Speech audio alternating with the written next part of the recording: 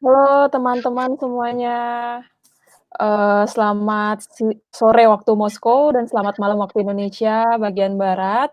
Perkenalkan saya Puspawarni, mahasiswa Indonesia dari Bali, sekarang sedang menempuh, pendidikan S2, di jurusan, Journalism di, Kosygin University Moskow.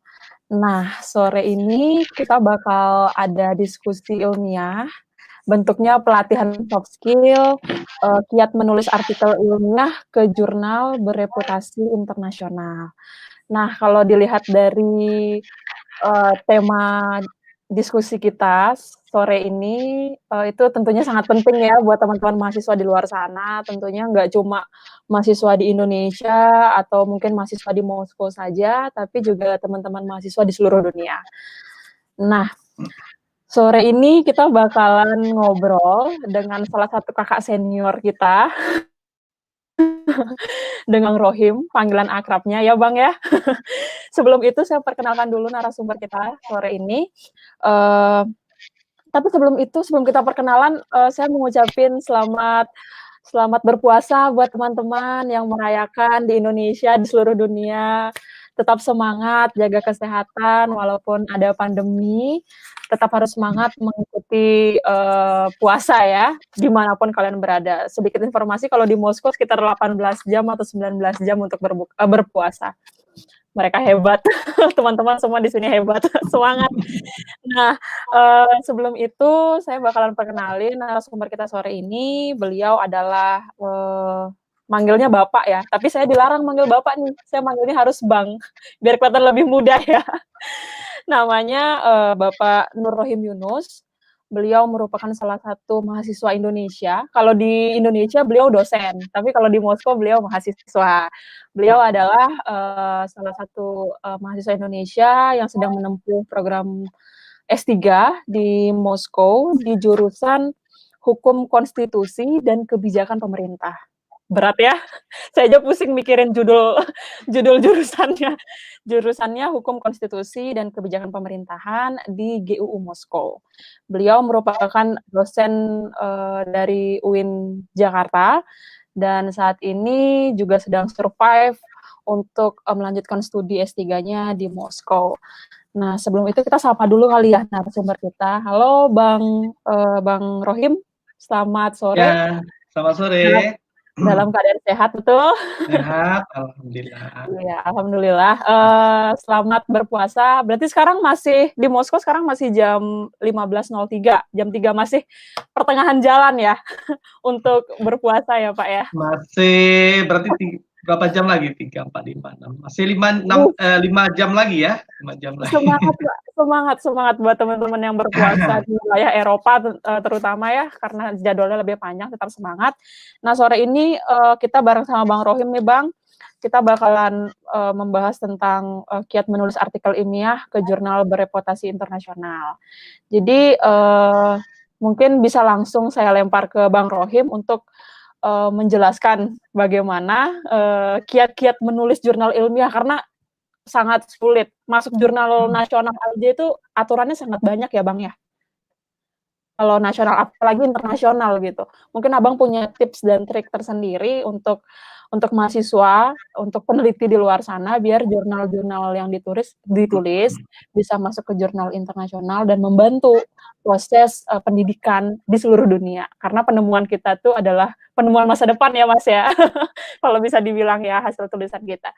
Mungkin bisa langsung ke Bang Rohim, silahkan. Oke, baik. Ya, assalamualaikum warahmatullahi wabarakatuh. Ribet. Waalaikumsalam. Ya, selamat sore untuk wilayah Indonesia dan selamat siang untuk wilayah Moskow dan sekitarnya.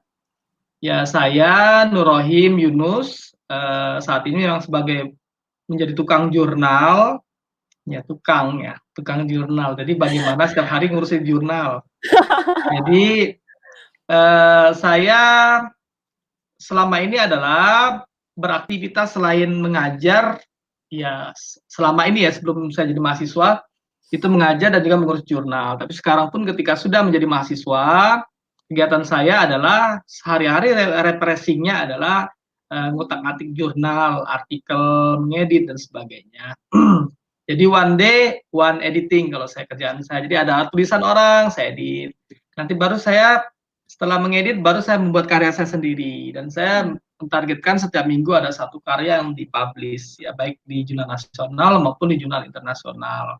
Dan alhamdulillahnya karena ditarget, karena dalam ajaran Islam itu niat itu penting, innamal a'malu binniyat, maka niat itu dipasang dan tercapai ya niat saya sesuai dengan harapan.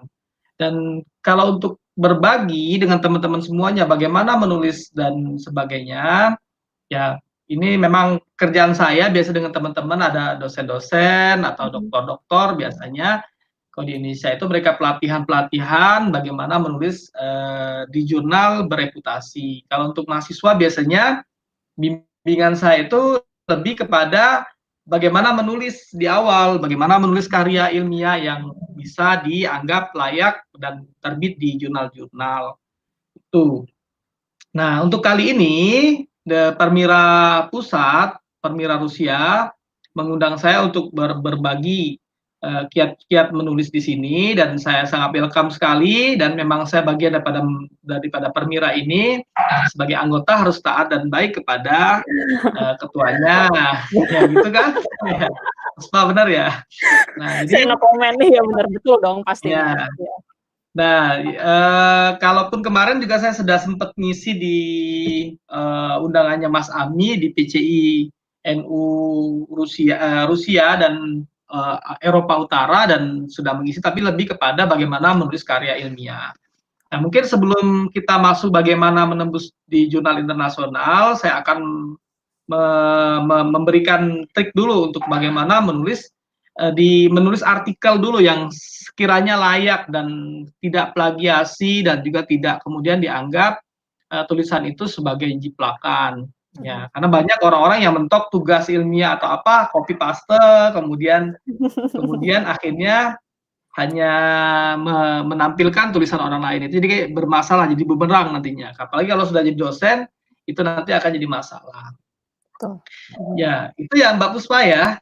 Betul. Ya. Ya.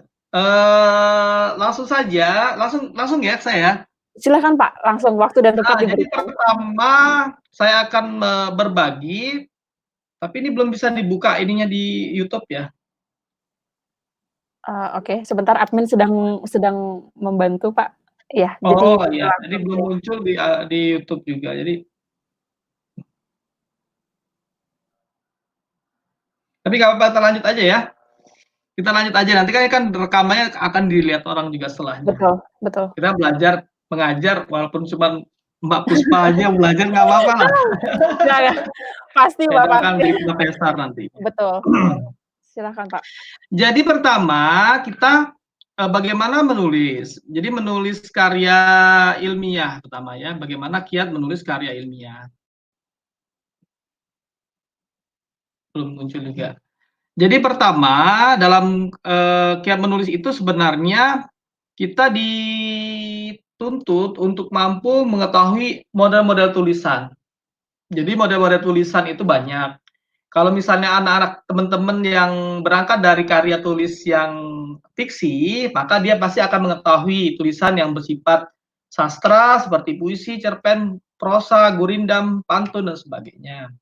Tapi kalau kita sebagai mahasiswa, sudah pasti kita harus menulis yang bersifat non fiksi atau tulisan ilmiah.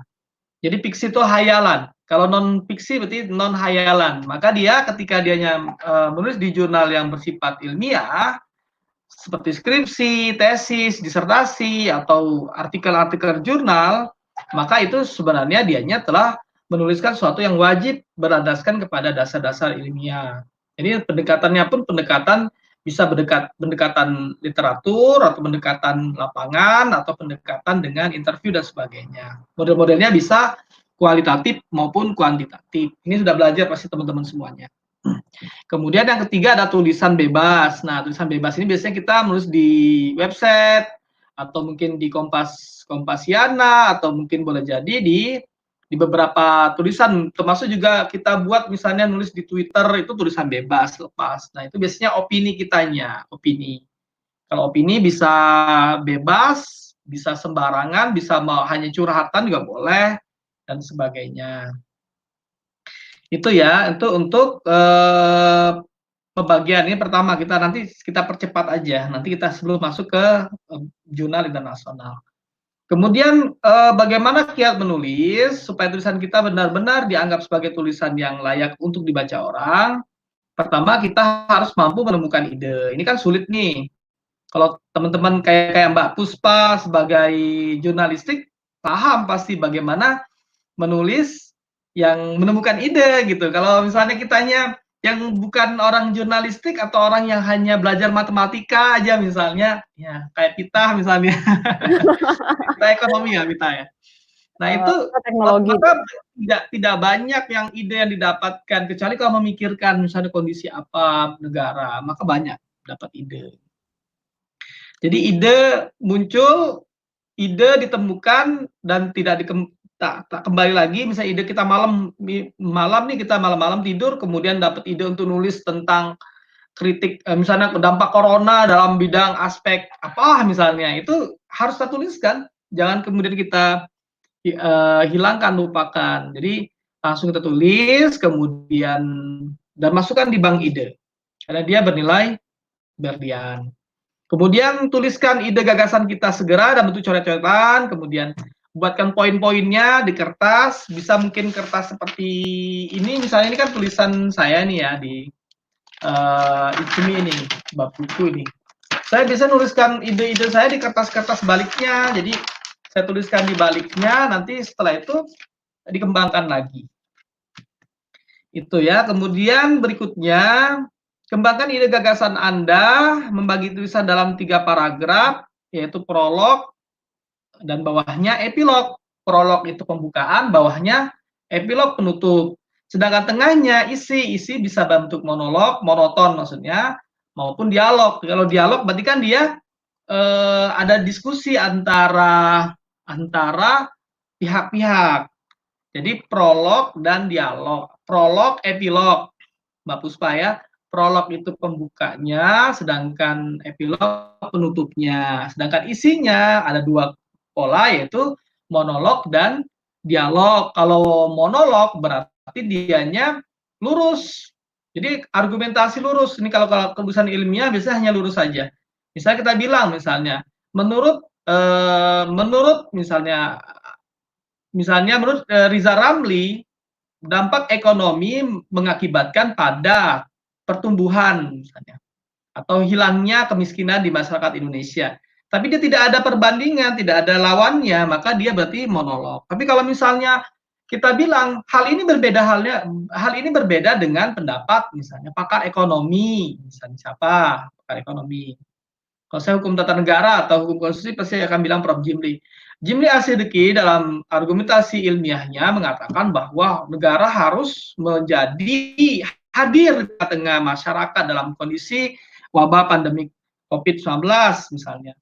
Terus hal ini sebagaimana sependapat dengan hal ini senada dengan pandangan Mahfud MD yang mengatakan bahwasanya negara harus selalu menjadi penengah dalam kondisi apapun. Nah, misalnya itu.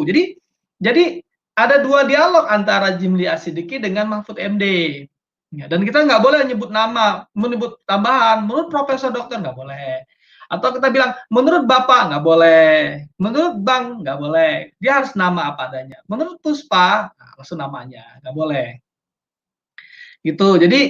Jadi penulisan ilmiah dalam sebuah karya tulis itu harus ada 4 komponen ini, 3 sebenarnya, tapi yang 2 itu adalah isi, yang tengah-tengahnya isi, dialog dan monolog. Tinggal sukanya aja. Kalau karya fiksi berarti kan dianya monolog, dia lebih fiksi itu lebih cenderung biasanya dialog. Ya. Misalnya gini, "Hai, kamu mau kemana?" Sapa Puspa kepada Anton. "Ah, enggak, saya mau duduk di sini aja." Jawabnya lirih. Tapi tanda-tanda pakai banyak tanda seru. Ya. Puspa memandang Anton. Memandang dengan cemas-cemas, ragu karena dia mendengarkan jawaban yang lirih dari Anton. Itu itu fiksi, jadi dia ada dialog. Beda dengan ini kebanyakan novel ya, novel atau cerpen biasa begitu. Tapi kalau ada juga sebagian yang menuliskan dengan model dialog, monolog seperti tulisannya Andrea Herata misalnya dalam buku Laskar Pelangi itu kan banyak monolognya, cerita tentang alamnya, banyak timah di sana di Bangka Belitung misalnya. Itu lurus saja banyak. Tapi orang suka, padahal sebenarnya kalau dalam karya tulis fiksi itu lebih banyak dialog. Novel itu banyak, bisa tebal halaman itu karena banyak dialog. Padahal cuma satu masalah ketemu di kelas aja, jatuh cinta itu bisa jadi satu bab novel. Ya, itu kan gitu. Tapi kalau di dalam karya tulis ilmiah non fiksi lebih cenderung menggunakan banyaknya lebih kepada monolog, apalagi definisi-definisi. Jurnalisme adalah misalnya itu lebih cenderung kepada pengertian, walaupun nanti banyak sandingannya. Jurnalisme menurut siapa, sedangkan jurnalisme menurut ini, sedangkan penulis berpandangan jurnalisme adalah itu karena dia sudah menjadi isme, paham dia. Ya itu ya. Nah tahapannya, nah ini kan kita sebagai pemula terkadang agak bingung kalau menulis itu awal-awal. Ini gimana nih menulis ini? Kalau nulis dari huruf P dulu, P apa ya? Bingung. Nah kalau copy paste juga bingung nyambungan kata-katanya. Nah maka kemudian kita tadi gagasan tadi kan kita buat, kemudian kita susun outline. Dan outline itu yang kita isi, dan ketika kita mengisi awal-awalnya dengan cara kita ambil dulu, adopsi dulu. Adopsi. Kalau adopsi ya adoption, mengadopsi anak, mengadopsi tulisan. Nah, kalau adopsi itu kalau bahasa ininya belanja tulisan. Nanti dari bukunya misalnya dari buku siapa, misalnya di sini ada buku. Ada satu buku kita ambil kemudian kita copy satu paragraf, adopsi namanya. Nanti ambil lagi dari buku lain, adopsi lagi, susun terus sampai banyak, diadopsi. Ya, tapi jangan lupa mencantumkan referensinya. Kalau di Rusia kan kita banyak menggunakan footnote. Kalau di jurnal internasional dia menggunakan body note. Body note juga dan sebagainya ada cara-caranya juga. Nah, itu adopsi. Setelah diadopsi tulisan, kita di copy misalnya ini satu paragraf ini, satu paragraf kita copy, ini tidak ditinggalkan saja tapi harus diadaptasi. Adaptasi itu apa? Adaptasi itu melakukan perubahan-perubahan atau bahasa ilmiahnya adalah parafrase. Parafrase itu adalah mengaturkan perubahan. Nah, dalam tulisan bahasa Inggris ada sebenarnya ininya apa namanya? Kalau bahasa Inggris kita nulis bahasa Inggris ada semacam apa namanya? Online ya, semacam alat pengedit online. Ya, ada di sini saya kasih tahu. Ada pengedit online itu dia ketika kita pakai, jadi kita pakai dianya kemudian kita bisa mengubah bahasa-bahasa tadi sehingga nilai plagiasinya berkurang. Nah, itu namanya quillbot.com. quillbot.com. quillbot.com atau saya share juga kali ya pentingnya. quillbot.com. Nah, quillbot.com ini untuk melakukan perubahan-perubahan. quillbot.com. Tapi perlu ini Kak, di-share dulu nggak? Nggak usah ya? Mungkin bisa dituliskan aja di PowerPoint Bapak. Jadi teman-teman bisa lihat kalau misalnya kesulitan langsung melihat ke Oh, nggak apa-apa, sekarang aja. Oke, Karena ini kan langsung supaya nanti teman-teman juga bisa tahu langsung kalau bisa melihat. Betul. Nah, ini aplikasinya quillbot.com. Kelihatan nggak di sana? Quillbot.com itu untuk melakukan parafrase. Kalau bahasa kita tadi itu bahasa saya tadi namanya adaptasi. Jadi kalau misalnya kita tulis, saya misalnya menulis misalnya nih, saya copy misalnya ya, tulisannya Pak Mudadil ini. Mas Munadil. Misalnya begini. Kelihatan nggak di sana? Ini bahasa Inggrisnya.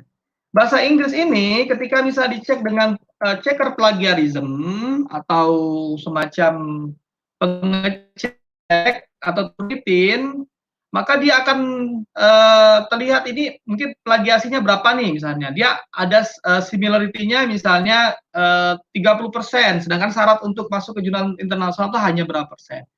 Maka kita lakukan ada parafrase. Parafrase ini kemudian nanti kita akan ubah, kita klik will it-nya ini, maka dia akan muncul begini dan ini akan kita ubah. Ya. Yang sebelah apa namanya ini? Sebelah kanan, sebelah kiri, sebelah kanan ya. Nah, ini kita ubah yang merah-merah ini misalnya di sini tulisannya the female head of the family has a dual role that is, nah, twofold-nya kemudian that is a housewife and breadwinner to meet family need. Misalnya kita mau ubah kata-katanya misalnya kata-kata ini juga sudah ada yang sebagian diubah ya. Misalnya kata-kata cook-nya kita ubah cook. Kita klik cook-nya ini kita ubah bisa menjadi prepares atau cheap atau cooker atau wake. Misalnya prepare, menyiapkan. Ya, jadi tadi memasak makanan berubah menjadi menyiapkan untuk menyiapkan makan gitu. Jadi ada perubahannya. Misalnya kita ubah lagi impact-nya, misalnya dampaknya. Dampak kita ubah misalnya, klik menjadi influence. Ya. Jadi perubahan kata-kata ini nanti akan mengurangi similarity atau namanya kesamaan atau bahasa ekstrimnya plagiatnya. Nah, itu dia. Itu namanya proses melakukan adaptasi. Namanya parafrase. Ini silakan teman-teman bisa memanfaatkan aplikasi online ini gratis. Kalau mau bayar boleh, lebih bagus malah, lebih praktis. Baru dimasukkan sudah berubah. Dia ngasih banyak kata-kata yang bisa dimanfaatkan. Itu yang ketiga adalah tadi apa? Ada kreasi. Kreasi itu melakukan kreasi berarti creation atau membuat. Maka kita ketika menulis itu memang tidak seperti fiksi ya. Kalau fiksi kan kita 100% kita membuat. Jadi kalau fiksi nggak sambil melambun, tangannya bergerak di atas keyboard, sedangkan matanya ke atas menghayal gitu. Bisa. Mata biru misalnya, menatapku misalnya, itu bisa menghayal tulisan novel, fiksi. Tapi kalau dalam tulisan ilmiah, kreasi di sini, creation, itu dari yang telah diadopsi dan diadaptasi, baru kemudian dikreasi. Kita kreasinya apa? Dengan memberikan pendapat, argumentasi, pandangan, dan sebagainya. Dan itulah nilai ilmiah daripada tulisan kita, karena sudah ada kreasi. Kemudian berikutnya, kenali kata rantai. Kata rantai itu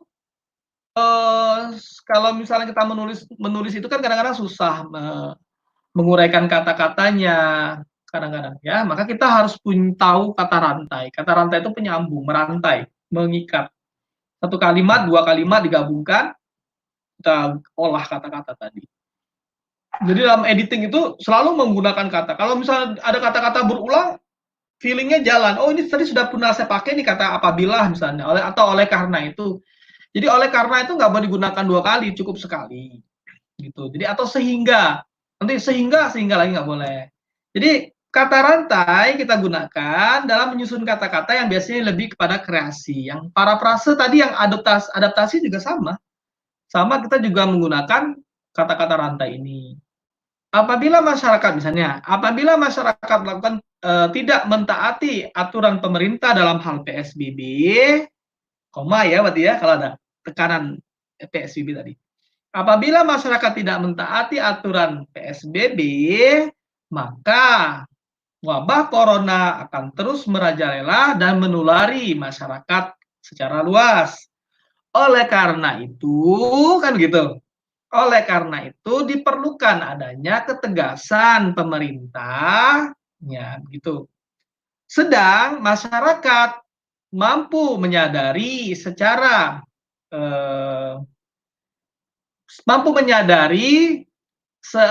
secara mandiri untuk tinggal di rumah misalnya. Nah, nanti tambahin kata akibatnya misalnya. Akibatnya, kalau akibatnya biasanya dampak yang langsung. Kalau misalnya ini tidak, jangan akibatnya. Akibat dari kerjasama dua pihak antara pemerintah dengan masyarakat mengakibatkan terjadilah misalnya social distancing yang memutus rantai wabah corona, tuh misalnya.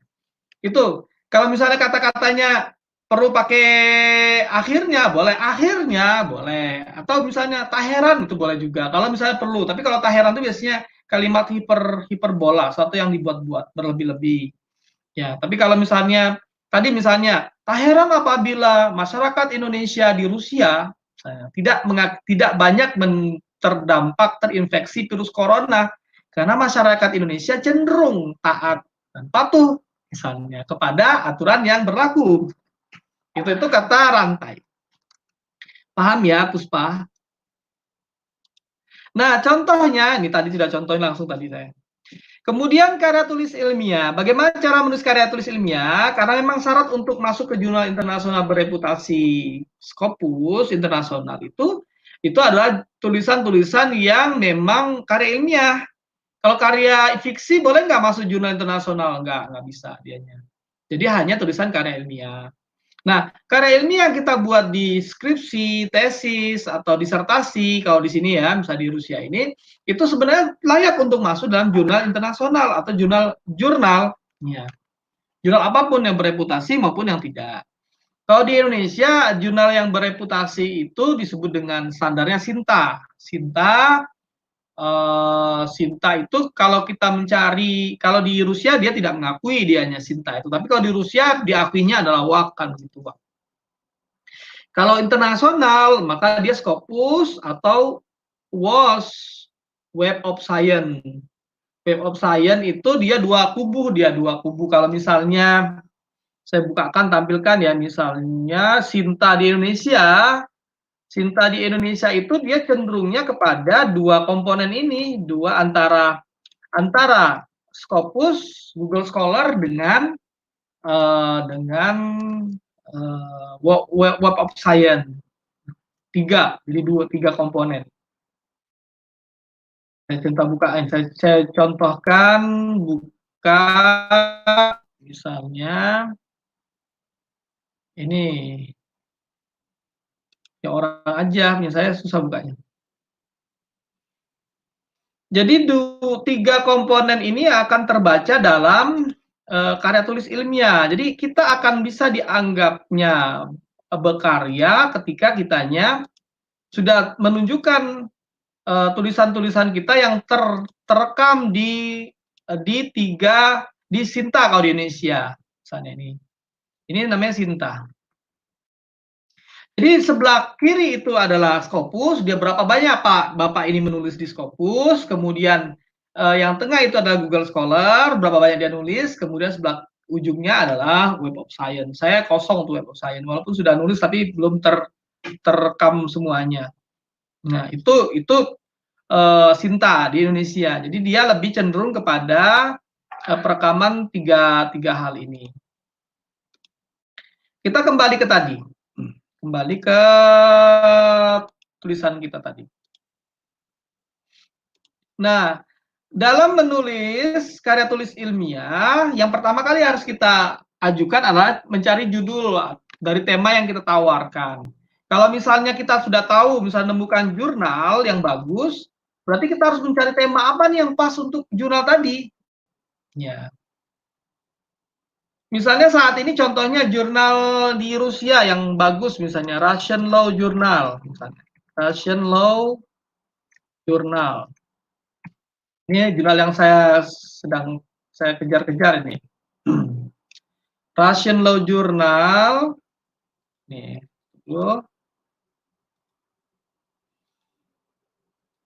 nah, ini Russian Law Journal. Misalnya kita mau nulis di jurnal bagus ini misalnya.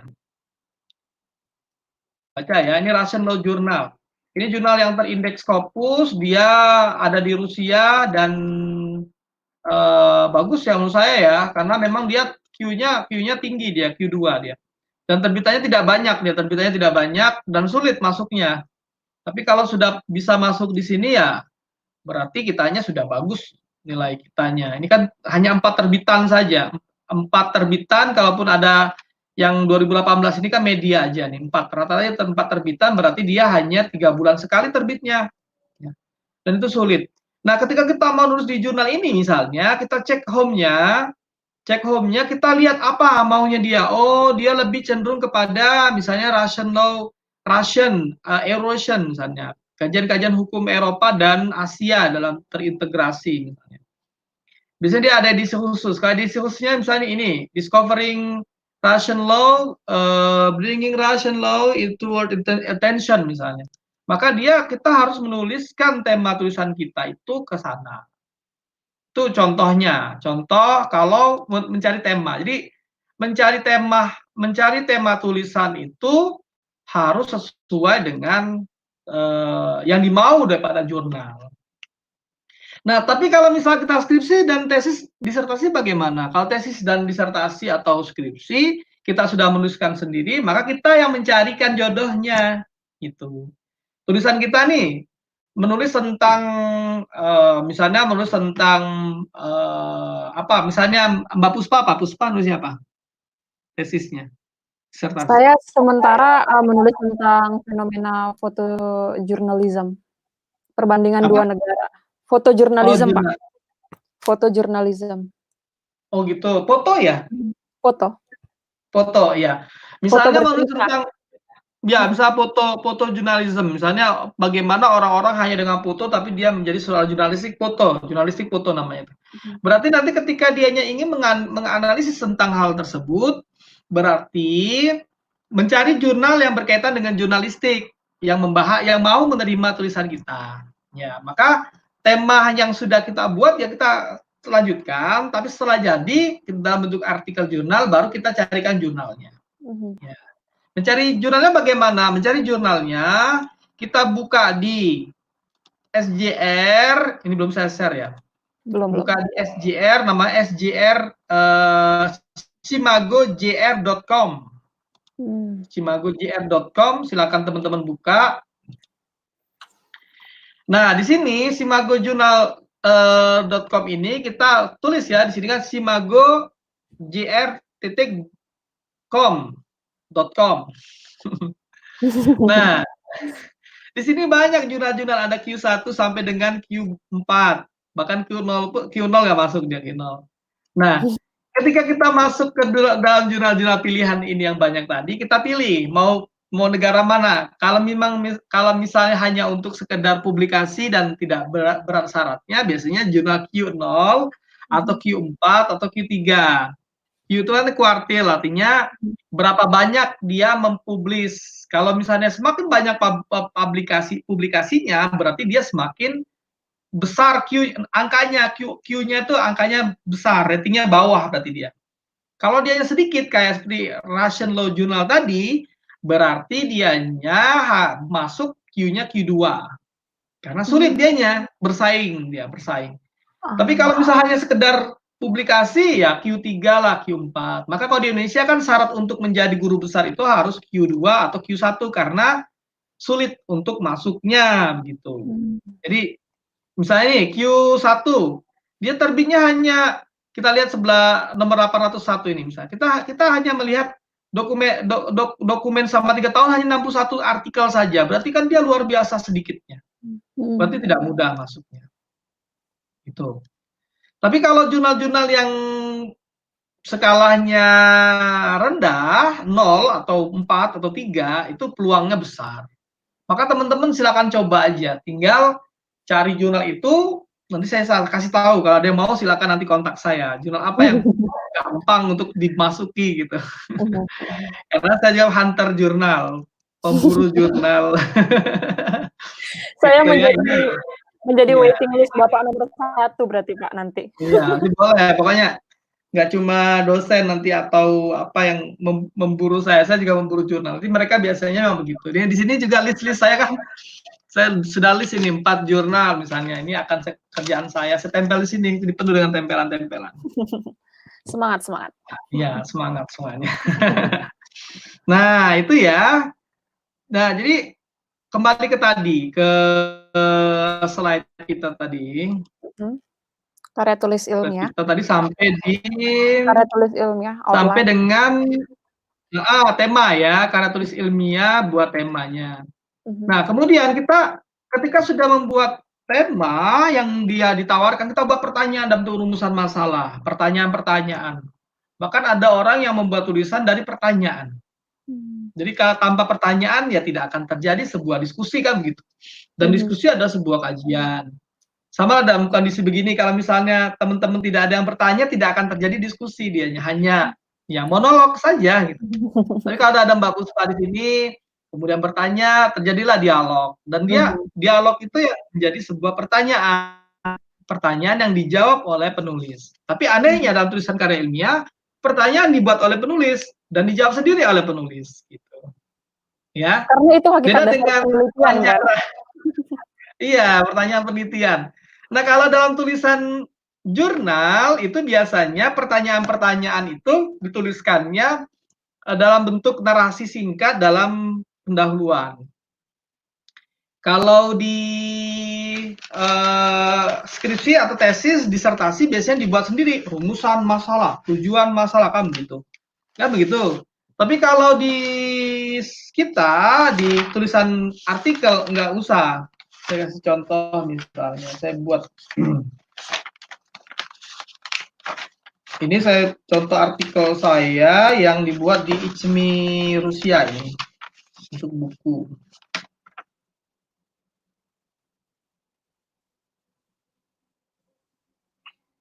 Nah, misalnya di sini nih, ini judulnya ini untuk buku ICMI ya tentang Islam di Rusia, benturan Islam dan komunisme serta wajah Islam di era Rusia modern. Ini tulisan tugas saya ini.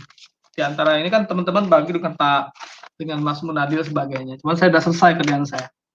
Nah, di sini dalam halaman 10-nya itu saya buat pertanyaan dalam bentuk narasi untuk pendahuluan.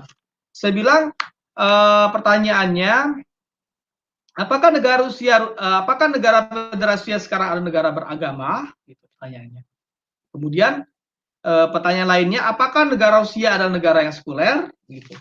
Nah, dari pertanyaan-pertanyaan itu, jadilah dianya sebanyak 40 halaman ini. Nah, 40 halaman buku maksudnya. 40 halaman itu nanti jadi buku, tapi buku ilmiah. Nanti bisa dijurnalkan kalau mau dijurnalkan. Nah, itu pertanyaan-pertanyaan dalam bentuk narasi yang kita tulis di pendahuluan. Kalau di karya tulis ilmiah, tadi saya ulangi tadi, dianya ditulis sendiri rumusan masalah, kemudian apa sebagainya. Di Rusia juga sama, ada juga begitu, cuma dia dalam bentuk bahasa lain. Ya. Kemudian yang berikutnya, setelah itu gunakan metodologi apa yang akan dipakai.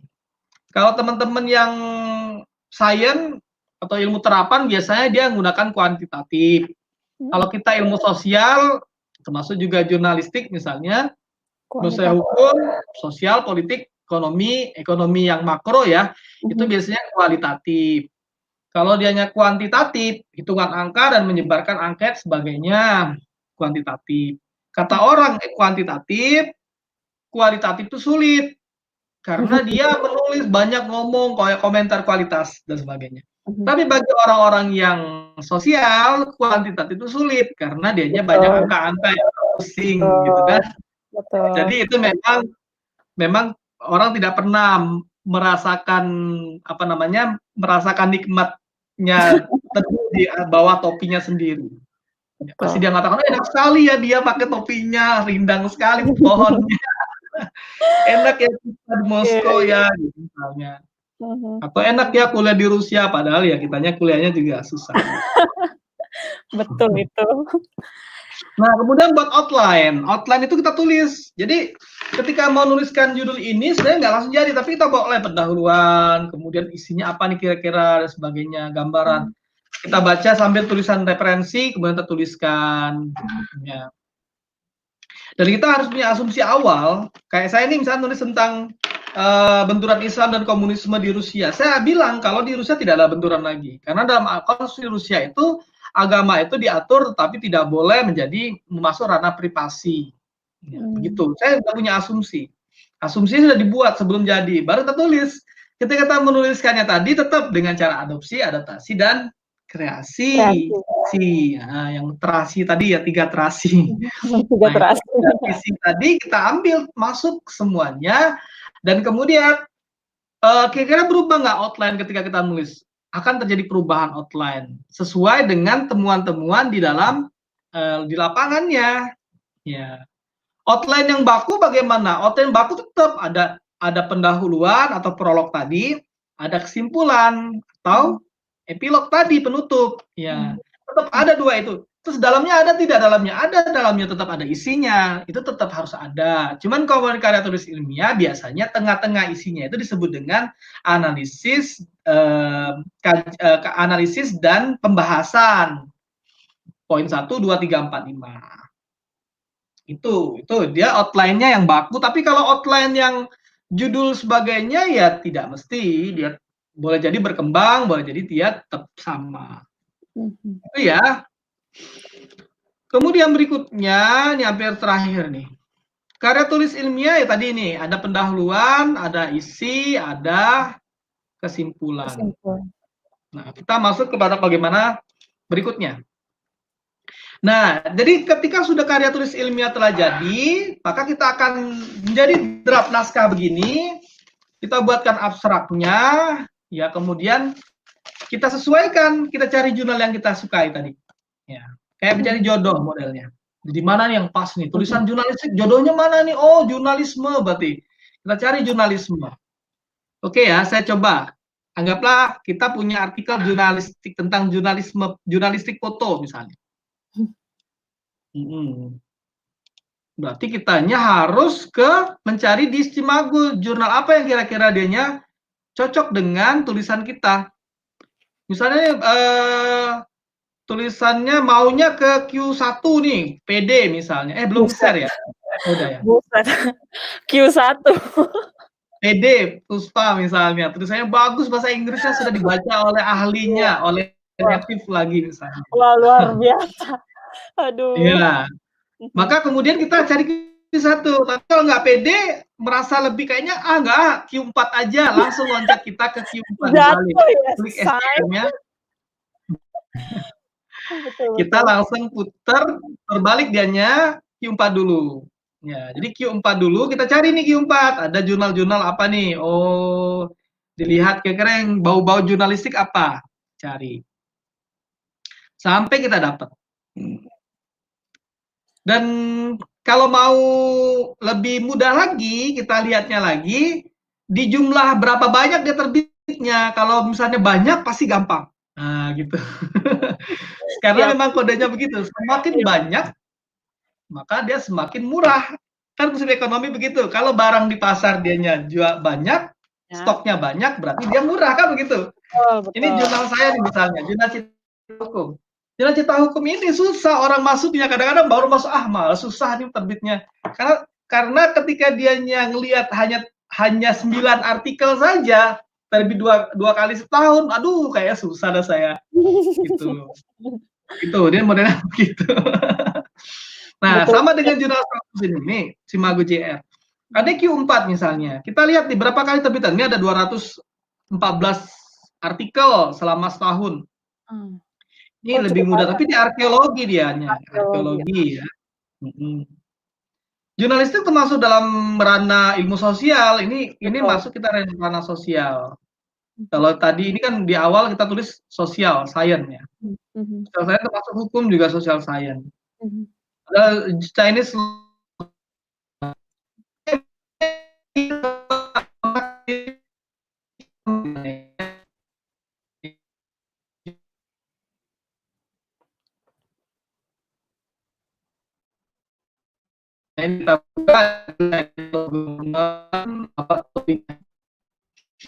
Nah, kalau Chinese law government bisa dilihat ya. Nah, tapi tulisan jurnalistik berarti kita harus mengarahkan berkaitan dengan jurnalis tadi, berkaitan dengan hukum pemerintahan. Atau bagaimana Cina mengatur tentang jurnalistik di negaranya. Karena banyak ternyata dia jurnalistik Chinese law government ini. Sebentar sebentar, Bang. Kayaknya, sinyalnya agak terganggu sebentar. Agak susah ya? Iya iya, sebentar. Mungkin bisa dicek kualitas sinyal Bang Rohim di sana. Coba, eee, menerangkan lagi, Bang. Kira-kira sudah bisa atau belum?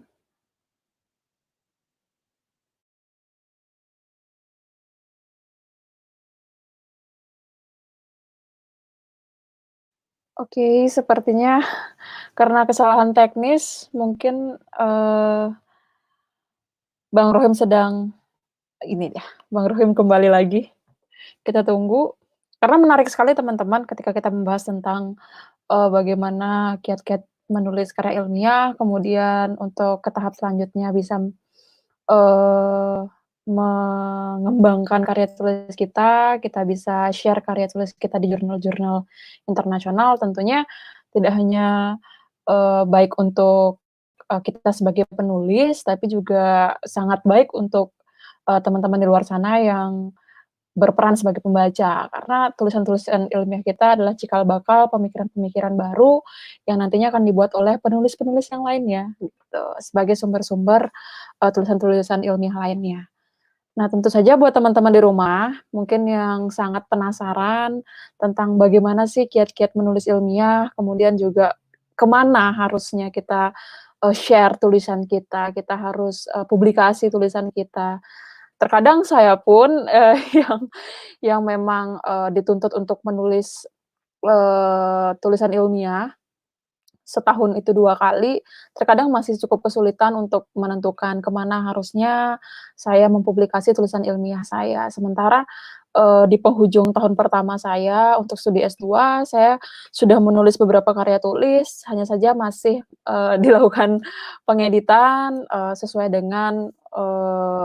sesuai dengan karakteristik jurnal-jurnal internasional yang ingin saya tuju, ingin saya kejar seperti yang Bang Rohim bilang tadi.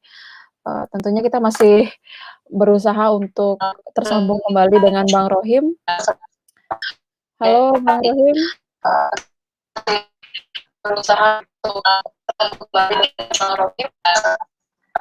Halo Bang Rohim, apakah sudah bisa mendengar dengan baik?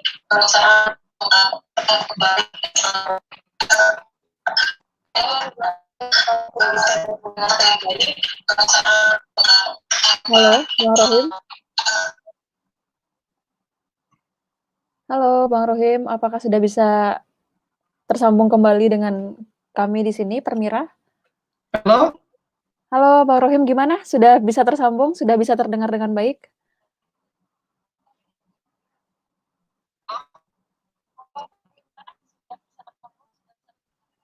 Iya, ada error teknis tadi ya, apa kesalahan Iya, kita bisa mulai lagi. Kita bisa mulai kembali Bang Rohim, silahkan dilanjutkan, untuk materi selanjutnya mengenai kiat-kiat, untuk menuju ke jurnal bereputasi internasional. Bang Rohim, silahkan.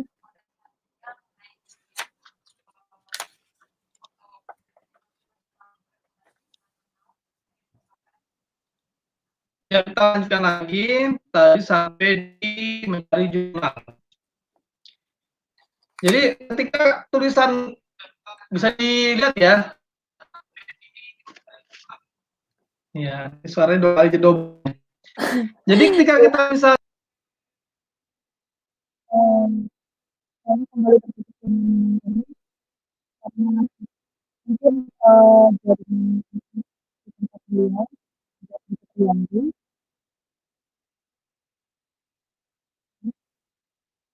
ya yang tadi teman-teman, eee, situasi COVID-19 membuat apa-apa semua jadi online. Jadi, pelatihan pun semua jadi online. Eee, Fenomena online ini akhirnya ya, membuat, itu memunculkan berbagai macam masalah, seperti permasalahan sambungan. Oke, sudah kembali lagi dengan Bang Rohim. nggak Halo Bang Rohim, kedengarannya, bagaimana? belum bagus ya. Iya, sementara sepertinya penonton di rumah juga masih belum bagus mendengar Bisa ya, suaranya suara sekarang Bang ya? Rohim. Suaranya kedengaran, Bang, cuma agak terputus-putus sedikit.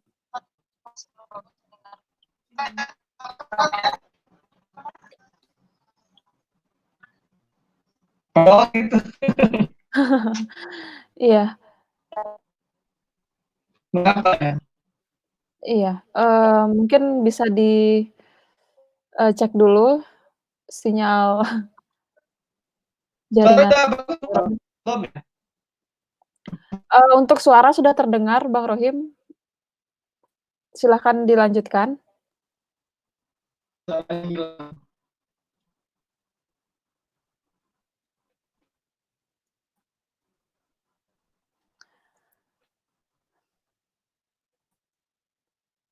Ya, kita kembali terputus dengan Bang Rohim. Sayang sekali, tapi, kita pasti akan lanjutkan karena ini baru setengah jalan, teman-teman.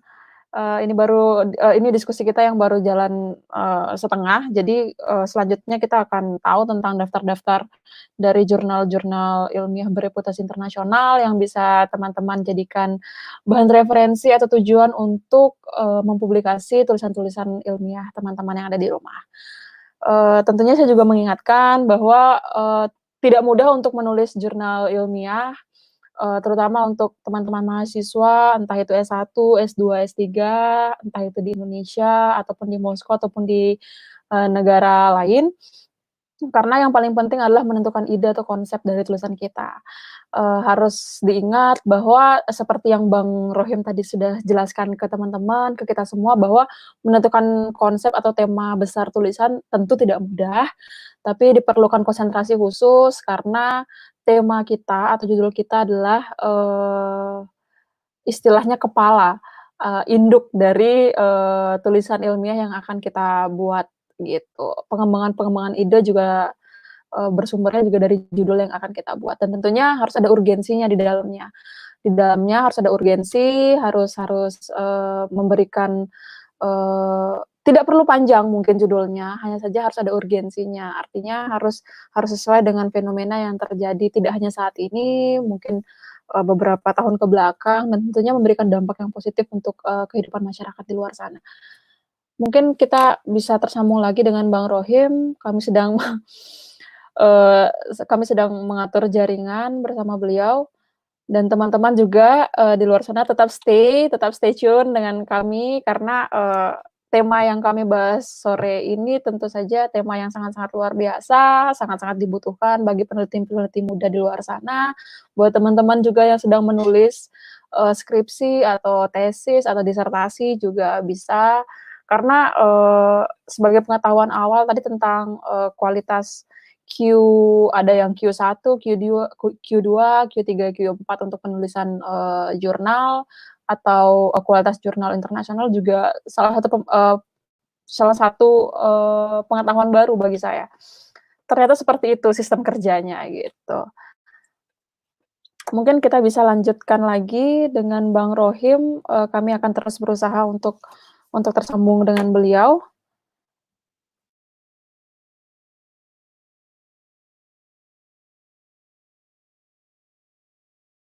Oke, info terbaru Bang Rohimnya lagi mencoba untuk tersambung kembali. Ya, karena kita semua berada di rumah, teman-teman juga harus stay healthy, stay safe di rumah, ikuti aturan pemerintah setempat, yang di Indonesia ikuti aturan pemerintah yang ada di Indonesia, yang di Moskow teman-teman ikuti aturan pemerintah, teman-teman yang tinggal di asrama juga ikuti, aturan atau rule yang ada di asrama masing-masing, tetap diam di rumah, jaga kesehatan, pakai masker selalu saat keluar rumah, jaga jarak minimal 1 meter, dan tentunya tetap harus mencuci tangan setelah menyentuh barang tertentu atau dari luar rumah, setelah berbelanja, setelah memegang handphone, kalau kalian habis jalan-jalan atau olahraga di luar rumah atau sekitar asrama, tetap harus mencuci tangan, jaga kesehatan. Dan teman-teman juga di Indonesia, walaupun situasinya sangat sulit, saya paham betul, kami semua paham betul, situasinya sangat-sangat sulit saat ini, teman-teman juga harus berpuasa bagi teman-teman saya yang muslim, saudara-saudara kami yang muslim, tetap semangat walaupun situasinya seperti ini, eee, tetap jaga kesehatan kalian dan juga keluarga-keluarga terdekat, ikuti aturan pemerintah, ikuti anjuran pemerintah setempat, dan tetap sehat ya teman-teman, dan jangan lupa tetap belajar, gitu. Tetap belajar, baca buku. Tadi Bang Rohim sempat menyinggung bahwa, ada yang namanya karya tulis ilmiah dan juga ada yang namanya karya fiksi. Nah, mungkin untuk, mengurangi boring atau bosan teman-teman di rumah aja, kalau misalnya nggak mau terlalu berat atau terlalu baku banget bahasanya, tapi tetap ingin belajar, mungkin teman-teman bisa mulai untuk membaca buku-buku fiksi, tidak salah kok, tidak salah, tidak harus membaca karya-karya ilmiah, kalian juga bisa membaca buku-buku fiksi untuk sekedar me-refreshing, otak gitu kan, tidak harus selalu baku, dan teman-teman juga bisa punya pemahaman baru, punya punya ilmu yang baru karena buku adalah jendela dunia. Klasik ya, basic banget itu ungkapan, tapi emang bener-bener, masih relatable sama kita saat ini gitu. Buku memang jendela dunia gitu. Ketika kalian membuka satu halaman per halaman, kalian akan membuka dunia yang baru. Seperti itu. Jadi kita masih tetap berusaha untuk tersambung dengan, Bang Rohim. Apakah beliau sudah bisa tersambung? Kami terhubung dengan admin.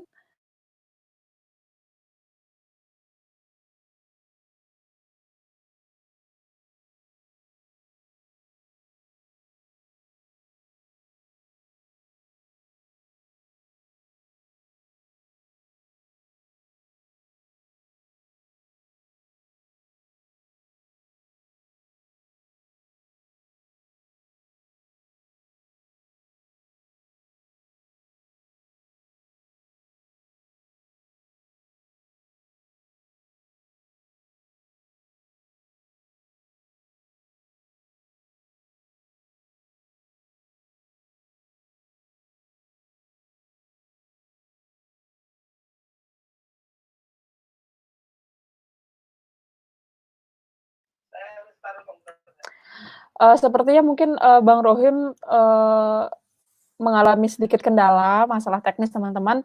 Jadi, dari pembahasan yang sudah kita bahas bersama tadi dengan Bang Rohim, ternyata, banyak sekali hal-hal baru yang akhirnya membuka mata kita bersama, peneliti-peneliti muda, termasuk saya dan teman-teman yang ada di rumah, termasuk termasuk kita semua, bahwa sebenarnya menulis ilmiah itu susah-susah gampang.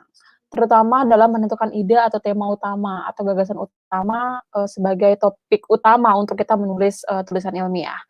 Teman-teman juga mungkin mengalami kesulitan, teman-teman di Indonesia mengalami kesulitan tentang apa, judul apa, atau tema apa yang akan saya angkat tuh.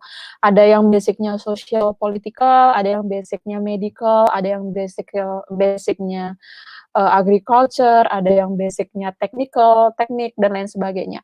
Teman-teman, seperti yang Bang Rohim bilang sebelumnya, bahwa untuk menentukan tema besar atau gagasan utama teman-teman, bisa melihat dari apa yang terjadi di sekitar teman-teman sekalian. Jadi, tidak harus berpikir yang wah gitu, tapi, melihat fenomena-fenomena kecil yang terjadi di, sekitar teman-teman gitu.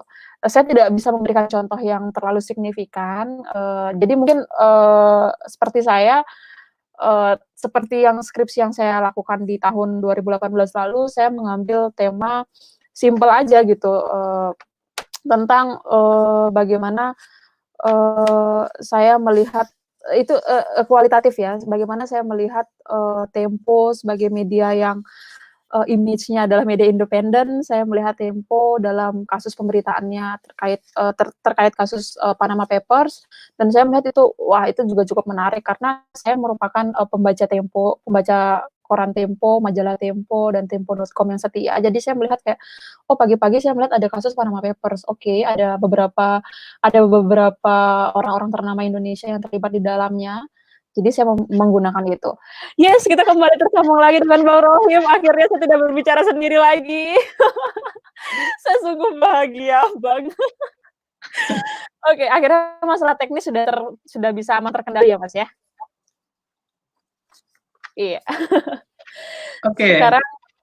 Sekarang kita bisa, lanjut ke pembahasan selanjutnya mungkin, Bang Rohim, itu terkait dengan daftar jurnal-jurnal internasional yang mungkin bisa menjadi tujuan dari publikasi jurnal ilmiah yang sudah kita buat. Silahkan waktu dan tempat, saya persilahkan. Ya, jadi tadi kembali ke tadi, mohon maaf teknis kayaknya memang masalah jaringan juga karena saya tadi pakai WiFi kampus.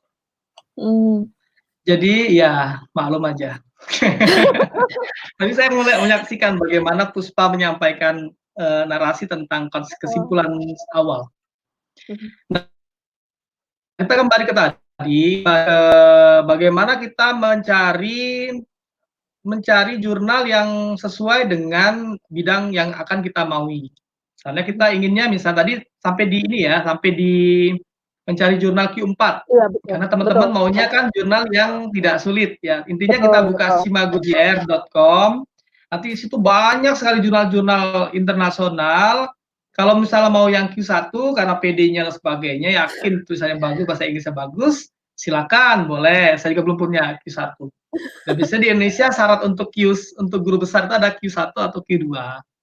Nah, kalau misalnya kurang merasa mau dari bawah dulu, karena kita membiasakan dari bawah, kita bisa pilih jurnal yang Q-nya Q0 atau Q4, 4. Q3, baru Q2, Q1. Tapi kalau yang di Simago JR ini dia nggak ada Q0, ya adanya cuma Q4, 3, 2, 1.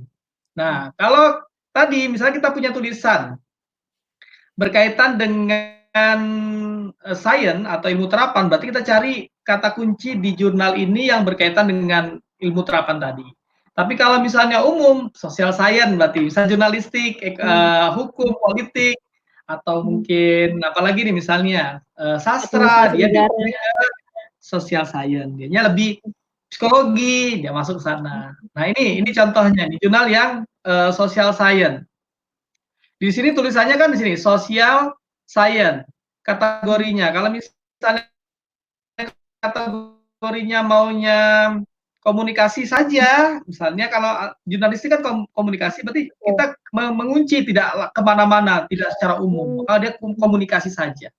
Kalau misalnya Mbak Puspa maunya sudah sains di komunikasi, maunya cuma misalnya di negara benua Eropa saja misalnya, maka dia Eastern Europe, misalnya Eropa Barat. Ya, tambah dikit nih pilihannya. Kalau misalnya mau ke tipenya lebih spesifik lagi, misalnya jurnal, sudah ya jurnal atau buku tadi. Nah, kalau misalnya sudah begini, sosial sains, komunikasi, kemudian hanya di benua Eropa saja, maka tampilannya tidak banyak begini. Kalau saya sih modelnya lebih suka banyak pilihan. Jadi kalau mau belajar saya pergi ke Petrochka dibandingkan dengan di mall-mall gitu. Jadi all subject, kalau saya biasanya all subject. All subject, kita pilih all subject, nanti kemudian sosial science. Kalau misalnya contohnya yang ilmu terapan Ade Elvira misalnya, beliau kan orang agriculture dan biologi science, klik di agriculture biologi science. Maka dia akan muncul jurnal dia, bidangnya dia ini. Jadi semua jurnal American Forest, hutan Amerika, animal technology and wildlife, kekayaan teknologi kehewanan, sebagainya itu muncul di situ semuanya. Kalau saya nih, saya bilangnya hukum, saya lebih spesifik, nggak mau saya nulis kecuali di jurnal hukum saja. Maka saya harus nyari jurnal-jurnal hukum. Pasti hukum masuk di ilmu sosial science. Dia sosial science. Jadi sosial science masuk semuanya bidang. Hukum dia law atau legal science dia masuk di sini. Kalau di Simago umum. Oke, kita masuk ke sosial science. Maka ketika kita menulis sebuah artikel yang berkaitan dengan jurnalistik tadi, misalnya ya, kita pilih jurnal yang banyak pilihannya, terbitannya. Untuk mudah aja nih pemula. Ya, banyak. Ini kan ada 214, tapi dia artikel ya. Ini kayaknya mudah ini. Di Amerika tapi dianya. Kita bisa 298 dia banyaknya ya. Kita mau, tapi dia nggak open access dianya. Australia, Brazil ini coba 182, 72 terbitan. Kita buka ini coba ya. Kita buka di sini aja coba. Bismillah. Semoga kenceng dia. Nah, ini kelihatan ya teman-teman ya. Ini misalnya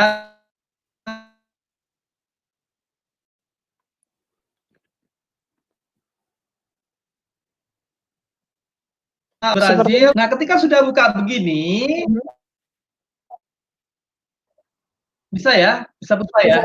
Muncul begini, maka kita klik homepage-nya. Kita klik homepage. Ada homepage ini ya. Itu website-nya. Sepertinya sambungnya kembali terganggu, Bang Rohim. Mohon maaf. Kalau gitu. Iya. Sepertinya sambung kembali terganggu. Masa enggak ini kelihatan? Sekarang sudah.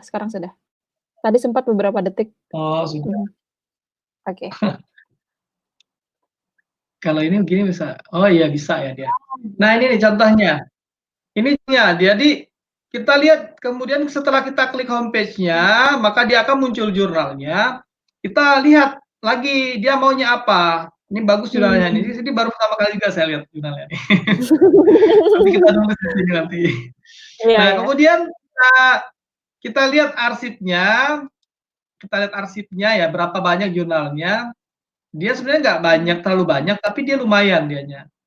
2 boleh jadi terbitannya per edisi dia banyak. Kita buka coba. Oh. Iya, ini yang agak lambat. Nggak loadingnya. Oh, diklik lagi nih. Fotonya diklik, kita lihat berapa sih jumlah artikelnya. Wow, lumayan. Wow, banyak banget. Tapi tidak banyak, ini masih 10 kayaknya itu. 5, 6, 7, 8, 9, 11, 12, ya peluangnya besar. Coba kita lihat jurnal lain ya, jurnal yang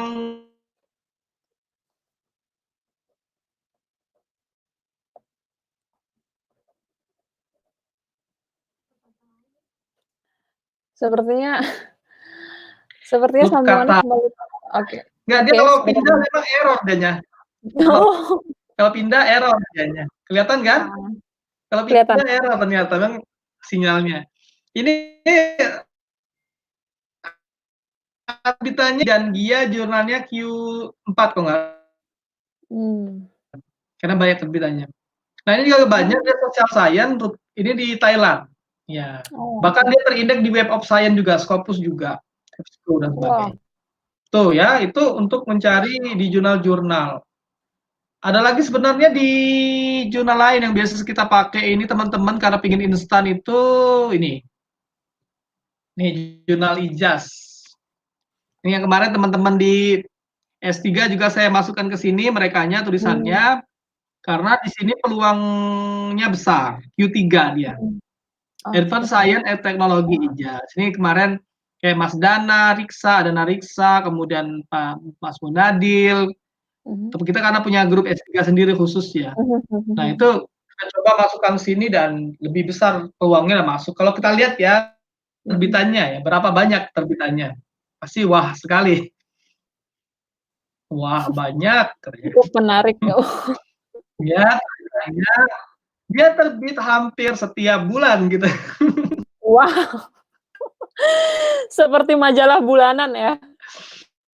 Tapi sudah Dan satu terindeks Scopus. terbitannya, bayangkan, ini sebenarnya yang nggak bisa dipakai buat guru besar ini sebenarnya, karena terlalu banyak ini, Oh. terlalu murah dia.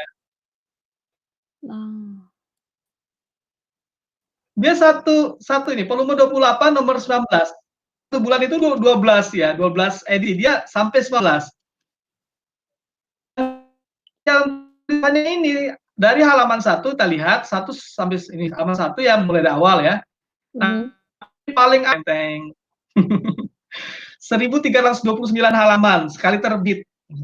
Wow. Berarti peluangnya besar. Jadi kalau teman-teman misalnya hanya ingin dapat edisi Scopus, bisa masukkan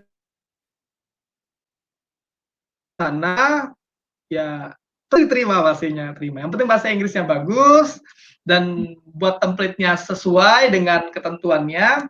Buat nanti kita lihat template-nya ya. Template itu bisa dipelajari dari artikel yang sudah terbit atau dari ketentuan yang mereka pasang. Biasanya mereka pasang, tapi kadang memang kita kalau saya ngelihatnya dari yang sudah terbit aja. Satu kita klik, kita lihat bagaimana tampilannya, PDF-nya ya. Atau nanti error kita buka yang sudah aja, yang sudah terbit aja dari tulisan teman-teman saya dengan di ya saya bukakan yang terbit dengan teman-teman. Terbit dengan teman-teman.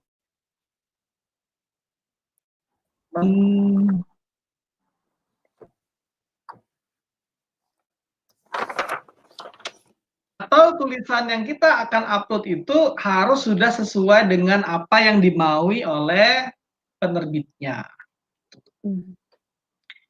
Kita keluar dulu aja kalau gitu dari sini, supaya Mmm. teman-temannya bisa ngelihat yang lain. Betul.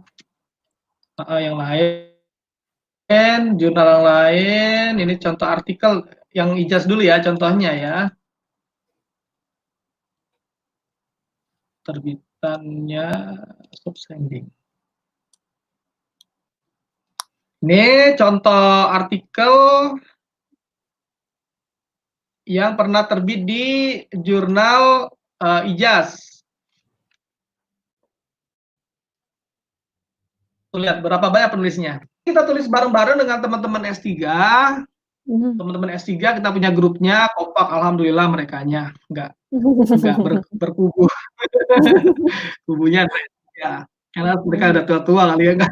Nah, jadi akhirnya kita bareng-bareng dengan berbeda, Mas Dana psikologi, saya hukum, Bang Indra pendidikan, Febri dia ekonomi, Mbak Zaro politik. Nah, kita kemudian membagi tugas. Jadi kita buat sebuah isu umum Indonesia tentang pengiriman TKW, pembantu TKW ya khususnya. Kemudian Mhm. kita buatkan draft pendahuluannya, kemudian masing-masing memberikan perspektifnya. Dan metodologi yang digunakan adalah metodologi pendekatan literatur dengan multidisipliner. Jadi multidisiplin bidang masing-masing. Jadi Mas Dana pasti psikologi dia, bagaimana psikologi Mhm. TKW?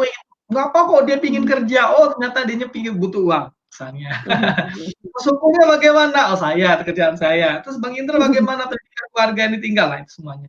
Dia hanya bentuk paragraf-paragraf dikit saja dan memang kembalinya ke saya sebagai wasitnya. Saya edit dan kemudian saya upload dan sesuaikan dengan keinginan daripada penerbit jurnal ijaz. Nah, dia Mmm. template-nya sederhana memang. Kalau kita lihat di sini tulisannya itu hanya ada pendahuluan atau prolog, ada yang pasti Mhm. di akhirnya ada epilog atau penutup. Ya, penutupnya di Betul. sini nih. Penutup atau Mhm. conclusion. Ini penutup nih Mhm. atau kalau bahasa kita tadi adalah epilog.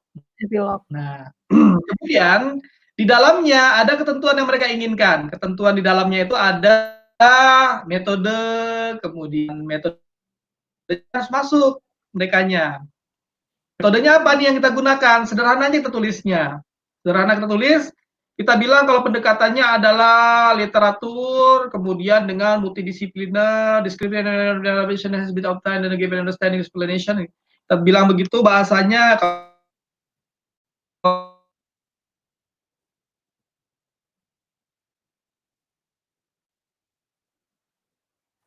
Sepertinya jaringannya kembali terputus.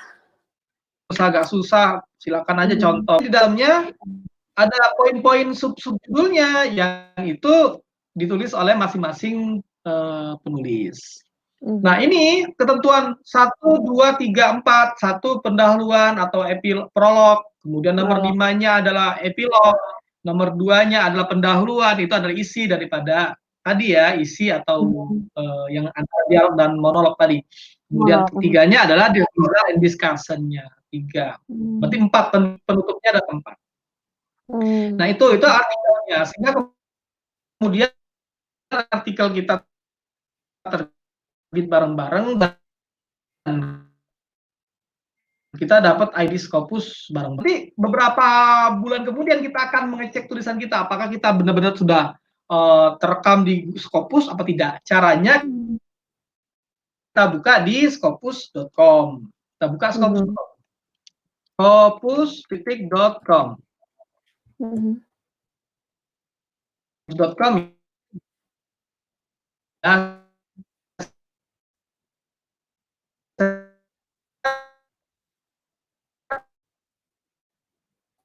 Scopus.com-nya .com itu tulisan kita akan mengecek juga diantaranya adalah kevalitan jurnal. Mmm. Kayak saya nih, tukang jurnal, kira-kira pernah ketipu nggak? Atau pernah tidak tulisan saya yang masuk tapi ternyata tidak terindeks Scopus? Pernah, gitu. Oh. Terus bagaimana dengan orang-orang yang profesor atau orang yang mau guru besar? Banyak yang gigit jari ya, dosen gigit jari, udah bayar mahal-mahal merekanya ternyata tidak terindeks, Mmm. ya. Makanya harus benar-benar super hati-hati. Nah ini ada namanya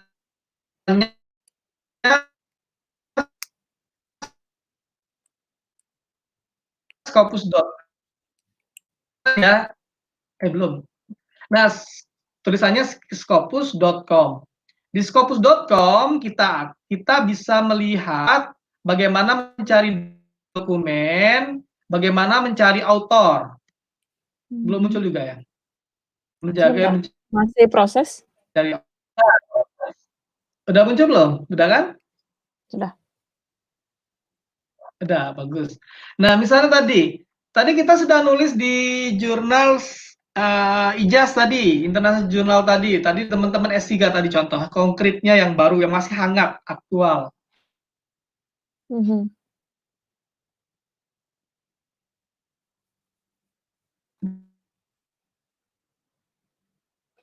Sepertinya sambungan kembali terputus.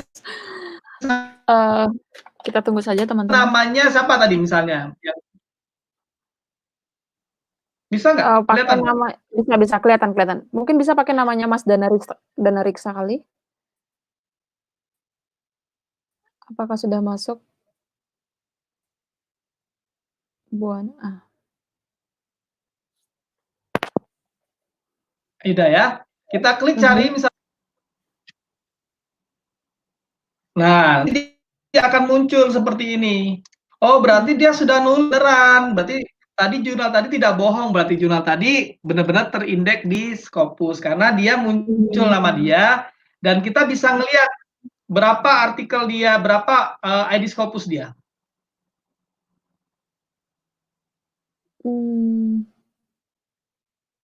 Kelihatan ya? Kelihatan. Ini muncul semuanya. Why should sending Indonesian woman? Terus kita klik nama dia. Ini kan ada nih, dibalik kan nama itu nama akhir. Kalau nama saya Yunus NR, Nurrohim Yunus, sama kayak nama Rusia lah. Biasanya namanya di akhir familia di depan. Nah ini Buana DR. Berarti nama Buana DR kita klik, maka kita akan tahu berapa ID Scopus dia. Berapa jumlah artikel yang dia pernah tulis di Scopus. Ya. Ini ID Scopus dia 57216 ini, artinya dia autor. Orchidnya dan ini tulisan dia. Tulisan beliaunya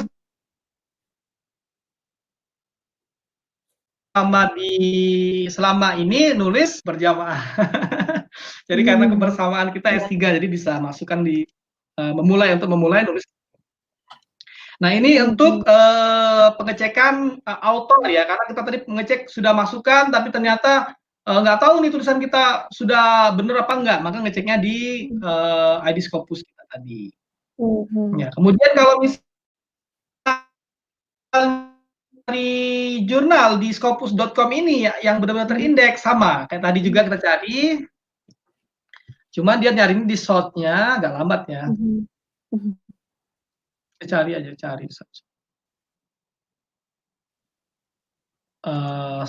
searching. Kelihatan ya, nih kita tadi kan Puspa mencari jurnal di Simago JR, dapat jurnalnya, tertarik dan suka karena banyak dan cinta. Udah berupaya untuk menuliskan artikel di sana. Udah berupaya menyesuaikan apa sih maunya dia. Oh, maunya dia itu urutannya begini, mau diikuti kayak orang mencari pacar gitu ya. Jadi dia apa maunya dia diikuti. Dia maunya ada metodenya, maunya ada risetnya by apa nih, by interview, dimasukkan interviewnya misalnya. Maka setelah kita nemukan jurnal tadi, kita harus cek ke scopus.com ini karena scopus.com ini punya Elsevier, punya rumah tokonya yang jualannya tadi. Ya. Kalau Simago JR itu dia semacam filial jualan. Terkadang juga banyak juga yang bisa dipalsukan orang, situ orang India biasanya. Ya. Iya. Nah,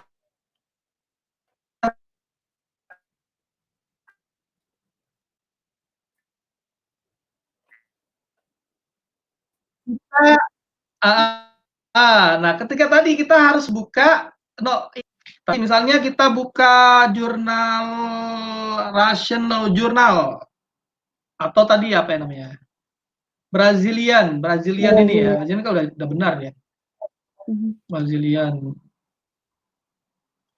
atau Brazilian, agak lambat kayaknya. Oh, Brazilian bukannya ya? Mhm mhm.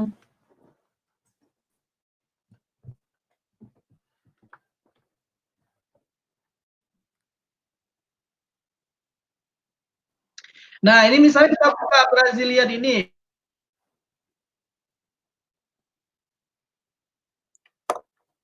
Ini kan ada nomor ID Scopus, ada ISSN. Kita cari copy, kemudian cari. Kita lihat, ternyata jurnal Brazilian itu ada di dalam Mmm. Iya iya iya iya. karena dia satu result, ya. Klik ya, Baru kemudian mhm diklik, mhm Political and International Relations ternyata. mhm Nah, ini belum selesai kita apa mhm.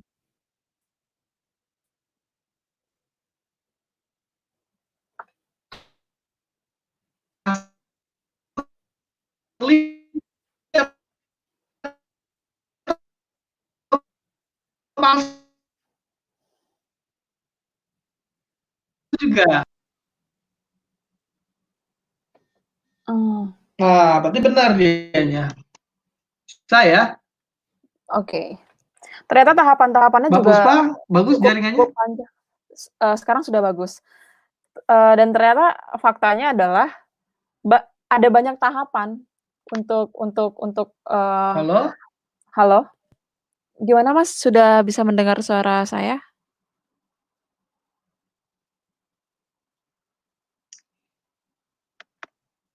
Bagaimana Bang? Apakah ini sudah tersambung? Sudah bisa dengar suara saya, Bang? Sepertinya kembali ya? Halo, bisa ya? Oh iya, bisa lagi.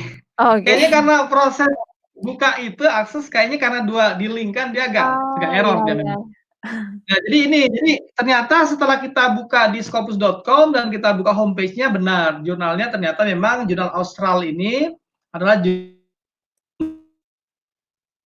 yang benar-benar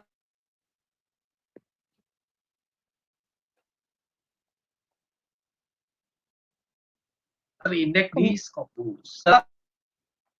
Kita harus bisa meng-cross check kebenarannya, banyak tidaknya dianya kuantitas penerbitannya, kemudian kita harus mengikuti apa yang dia mau, mhm apa yang dimaui oleh pengelola jurnal tadi. Kalau misal pengelola jurnal tadi dia maunya urutannya pola pengutipannya ada footnote, kita pakai footnote.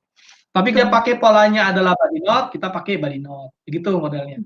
Kalau misalnya dia pakainya kuantitatif, kita harus gunakan kuantitatif.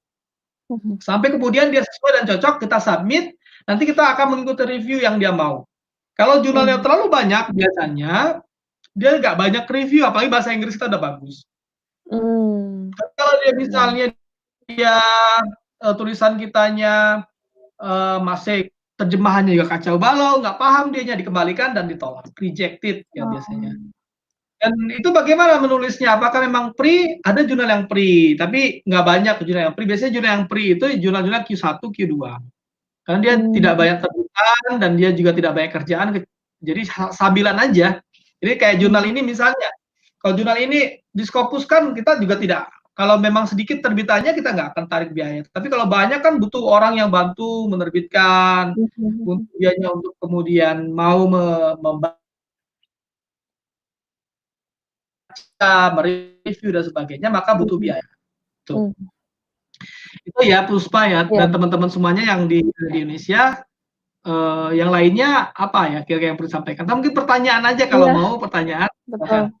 Mungkin Ya. teman-teman yang menonton, eee, punya beberapa pertanyaan, bisa disampaikan langsung kepada, Bang Rohim. Jadi mungkin terkait dengan, jurnal internasional yang super duper mudah untuk ditembus gitu misalnya kan. Mungkin buat teman-teman S1 mungkin Mas, teman-teman S1 yang sudah menulis skripsi dan pengen, skripsinya diterbitkan, tulisan ilmiahnya diterbitkan, yang paling-paling mudah untuk ditembus jurnal internasional itu, apa Mas? Apa Bang? Yang paling mudah? Oh iya ya. Kalau untuk jurnal teman-teman ini, ada jurnal yang yang mudah ya, itu di antara tadi yang saya sampaikan tadi, di antaranya mudah, Yang simagojr.com itu? kemudian juga ada jurnal iya, ada juga jurnal India. Jurnal India juga banyak yang dia mudah dan murah, bayaran cuman hanya berapa ratus ribu dan Q-nya 0 ada. Mmm. Tapi ya harus menyesuaikan. Nama jurnalnya bisa dicari atau mungkin nanti saya bantu mencarikan. Ya, biasanya kalau kita di grup teman-teman S3 tuh kita diskusi itu apa nih berbagi Mas Binaldil dapat share, saya dapat saya share, nanti kemudian kita cek lacak. Oh iya mudah ya ternyata. Atau banyak ya terbitannya. Karena kadang-kadang sudah dapat yang mudah, nggak ada tulisannya juga masalah kan gitu. Jadi ada tulisannya dulu sebenarnya, ada tulisannya. Kemudian setelah itu baru kita terbitkan, cari jurnal-jurnal yang mudah. Tapi kalau untuk teman-teman yang doktor yang di Indonesia yang mau profesor ya kita jangan kasih yang mudah tadi karena paling teman-teman S1 atau teman S2 yang mau menerbitkan bisa dengan yang jurnal-jurnal yang mudah. Saya mungkin bisa apa namanya rekomendasikan satu jurnal yang mudah tadi contohnya jurnal Rupaka tadi ya, jurnal yang Oh ya, dibudidayakan mhm. atau kalau IJAS tadi juga mudah tapi bisa diikuti. Ada juga jurnal yang lain yang Q0 namanya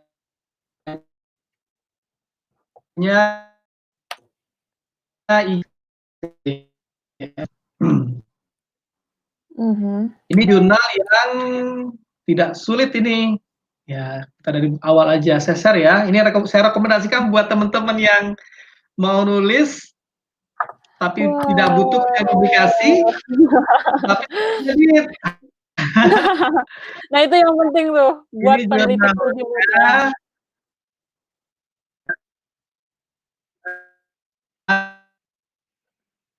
jurnalnya IJS. hanya $60, $60 bayarannya, $60 sekitar berapa rubel? 3.000, 4.000, 3.000 rubel kalau nggak salah. Sekitar Bayar ya, 600-an sampai berbayar. 700.000 Ribu. rupiah. Kalau bareng-bareng hanya untuk ID, untuk dapat dengan pembimbing bisa. Ini di antara jurnal yang murah. Ya kalau orang Bali lah deket sama orang India. Ya, ya mungkin ini, buat teman-teman di rumah juga mungkin yang udah penasaran, aduh punya tulisan ilmiah banyak gitu misalnya, sudah pede dengan bahasa Inggrisnya tapi nggak tahu harus ke mana ini dipublikasi, mungkin bisa bisa langsung ke website ini ya ijstr.org, mungkin bisa apa, dicocokkan tulisannya dengan aturan atau, apa namanya, aturan yang mereka punya gitu, aturan-aturan penulisan yang Iya, mereka punya. yang penting terindeks. Kalau misalnya Yang mau penting terindeks, kalau nah mau itu yang yang berat, penting. yang tadi tinggal pilih tadi yang dagangannya kan ada tuh banyak, ada Oh betul, Q1, Q2, pilih aja. betul. Tinggal Mungkin buka mungkin kalau Simago iya JR. betul. Mungkin kalau bisa di apa ya, ditarik kesimpulan kayak, per-ranking-an, mungkin teman-teman yang baru belajar menulis, Bang, mungkin bisa pertama kalau misalnya mau mempublikasi bisa ke ijstr.org ini dulu, terus mungkin bisa ke Rupaka, atau mungkin mau naik lagi sedikit, kalau udah pede bisa ke Simago JR itu ya, Yang Bang? pilih pilihan tadi atau ke Heeh. IJAS tadi boleh ke IJAS, iya IJAS. betul IJAS lagi satu. Jadi sebenarnya Bang Bang Rohim juga sudah menjelaskan banyak, Misalnya standar mhm, tentang pilihan-pilihan jurnal-jurnal internasional yang bisa kita tembus gitu. Tinggal teman-teman iya. sendiri gitu, nantinya apakah tulisannya sudah benar-benar cocok untuk diterbitkan, terutama di bahasanya. Iya betul. Nah kalau ada permasalahan bahasa tadi juga Bang Rohim juga sudah sempat menyampaikan kalau ada website, eee, tidak berbayar namanya quillbot.com. Jadi teman-teman bisa Untuk menggunakan itu itu. untuk ini ya, Ya untuk untuk mengedit plagiarisme, iya mengedit plagiarisme, maaf. Untuk bahasa mengedit kita sebenarnya tidak. iya. Jadi mungkin teman-teman juga bisa menggunakan, pilihan itu untuk melihat ada konteks plagiarisme atau tidak di tulisan teman-teman, begitu. Dan kita sudah jalan 1 jam 30 menit Bang Rohim, dan Ya. mungkin teman-teman di sini juga sudah cukup banyak mendengar. Ini Mhm. ada satu pertanyaan Bang, baru masuk dari Utih Amartiwi. Halo Utih, terima kasih sudah menonton. Bagaimana agar terhindar dari plagiarisme saat mengutip teori tertentu atau membandingkan beberapa teori? Menarik pertanyaannya. Bagaimana Bang? Untuk menghindari Nah, tadi, jadi kita kan otomatis kita mau tidak mau kitanya akan melakukan namanya karya ilmiah ya, kita melakukan pengutipan mhm atau belanja ke beberapa artikel. mhm Sebaik-baiknya referensi itu adalah e-jurnal atau jurnal yang telah terindeks di Scopus atau di Web mhm of Science atau jurnal yang mhm bereputasi lah. Jadi mhm artikel kita download di internet, kemudian kita rujuk dan kita mhm cantumkan referensinya. Itu baik mhm dan kita gunakan Zotero atau mungkin alat aplikasi lainnya. mhm, Nah, untuk menghindari teori plagiasi, kalau plagiasi itu mhm, kan mengambil copy paste, pindahkan plek gitu satu paragraf betul, itu sudah plagiat. mhm Karena kita dalam sistem pengecekan bahasa itu sudah mhm 100% mirip dianya. mhm mhm Walaupun kita sebutkan dalam bukunya misalnya dalam teori apa, misalnya buku apa mengambil teori misalnya hukum pemerintahannya saya misalnya dalam buku ilmu negara, mhm mhm maka misal saya punya contoh bukunya nih misalnya. Misalnya teman-teman nulis dari buku teori ilmu negara saya dengan Prof. Salman misalnya. mhm Kemudian di copy paste satu paragraf apa adanya, maka mhm itu ketika dicek plagiasi baik Turnitin atau cek plagiarism atau alat pengecek lainnya, kalau di mhm, Rusia namanya plagiarisme apa namanya. oh iya itu, Itu ada dia di Rusia juga ada. Maka dia akan berwarna merah semuanya dan ketika berwarna merah itu kita harus mengubah. Kita ubah sebenarnya. Maka sebelum dicek dan divonis kita bersalah, maka kita edit dulu. Ngeditnya bisa melalui aplikasi gratis tadi namanya Quill Quillbot, mhm Quillbot. mhm, Nah, tadi Quillbotnya termasuk mungkin untuk bisa teori kita termasuk untuk teori yang tadi, maksudnya kayak ada teori dari, ya. siapa gitu misalnya, kita ingin mengutip teori itu, kita juga melakukan perubahannya untuk terhindar dari plagiarism juga tetap tetap harus dimasukkan dalam quillbot.com itu? Atau bagaimana, Sebenarnya Bang? yang harus kita ubah itu bahasanya, bukan teorinya. Teori misalnya teorinya Montesquieu misalnya dalam hal pemisahan kekuasaan, tiga kekuasaan eksekutif, Mmm, legislatif itu tetap mhm, baku, tidak bisa kita ubah, tetap ada tiga komponen itu. betul, Montesquieu membagi kekuasaan menjadi tiga kan, yang mhm, legislatif, eksekutif, dengan eksekutif, yudikatif. Nah, kita tidak boleh mengubah bahasa itu, mengubah teori itu nggak bisa, tapi kita mengubah bahasanya. Misalnya dari buku ini, dari kita ngambil bukunya dari Montesquieu langsung atau dari heeh buku kedua, misalnya dari buku heeh saya, heeh, misalnya bisa di copy, tapi nanti bahasanya kalau bahasa Inggris kita bisa ubah lagi dengan bantuan Quillbot. Tapi kalau bahasa Indonesia kita bisa ambil, bisa kata belakang taruh di depan, depan belakang belakang begitu. mmm, atau mungkin bisa Supaya ketika ditambahkan dengan rantai kata bisa ditambahkan dengan rantai rantai kata kata. yang, Bang Rohim sebutkan di awal perbincangan kita Iya, tadi ya? tambahkan rantai-rantai kata tadi supaya mungkin tambahin lagi. Jadi sehingga, apapun, apabila dan sebagainya. Wah, Jadi tele-tele ini untuk orang-orang yang kualitatif ya biasanya gitu. Tapi kalau orang kuantitatifnya enggak banyak. Biasanya plagiasinya lebih kepada pengantar bahasanya oh, dan mhm grafik yang diambil. Yang penting kalau grafik diambil kalau dalam ilmu sains mhm disebutkan sumbernya dari mana, kemudian mhm. apa dan sebagainya. Berarti ini Gitu. ada pertanyaan yang, pertanyaan menarik juga dari saya pribadi, berarti tidak akan disebut salah apabila sebuah teori kita tambahkan dengan rantai kata yang lain? Boleh, dan memang Boleh? seharusnya begitu. Oke. Dan harusnya memang begitu karena Mhm. kita tidak Untuk boleh menghindari plagiariasi itu ya? bahkan ada penulis yang bilang ketika kita baca itu tutup. Yang kita baca secara umum tutup atau Kemudian baru tuliskan dengan tuliskan bahasa sendiri? kita Kemudian sendiri. oke. Atau kita nulis tapi kita butuh referensi bodyguard. Karena referensi itu Oh, bodyguard. Kita heeh, nulis bilang negara pada dasarnya memiliki tiga komponen. Ada 1, 2, 3 hal ini sebagaimana pendapat Montesquieu dalam bukunya. mhm. Apa bukunya ya? Cari Google buku Montesquieu. Oh ada, masukkan. Apa tahun 1820 bukunya terbitnya Bukan, misalnya. heeh heeh. Ditulis, baru masukkan itu untuk bodyguard. Atau ingat Ah, dia omongan saya, kalau mahasiswa saya baca misalnya merekanya mhm belajar ilmu negara dengan saya dan ingat dengan kata-kata saya dan oh iya mhm kata ini Nur Rahim Yunus dalam bukunya ilmu negara masukkan Nur Rahim Yunus, koma tahun Nur Rahim, 2014 misalnya. Jadi mmm, kemudian dia langsung mengutip dan kalau mhm memang dianya sudah memasukkan di program Zotero-nya dia di komputer dia langsung tinggal klik tik langsung masuk mhm. ke bawah. Oke, Kalau jurnal lebih gampang lagi kalau jurnal untuk mhm. mengutipnya.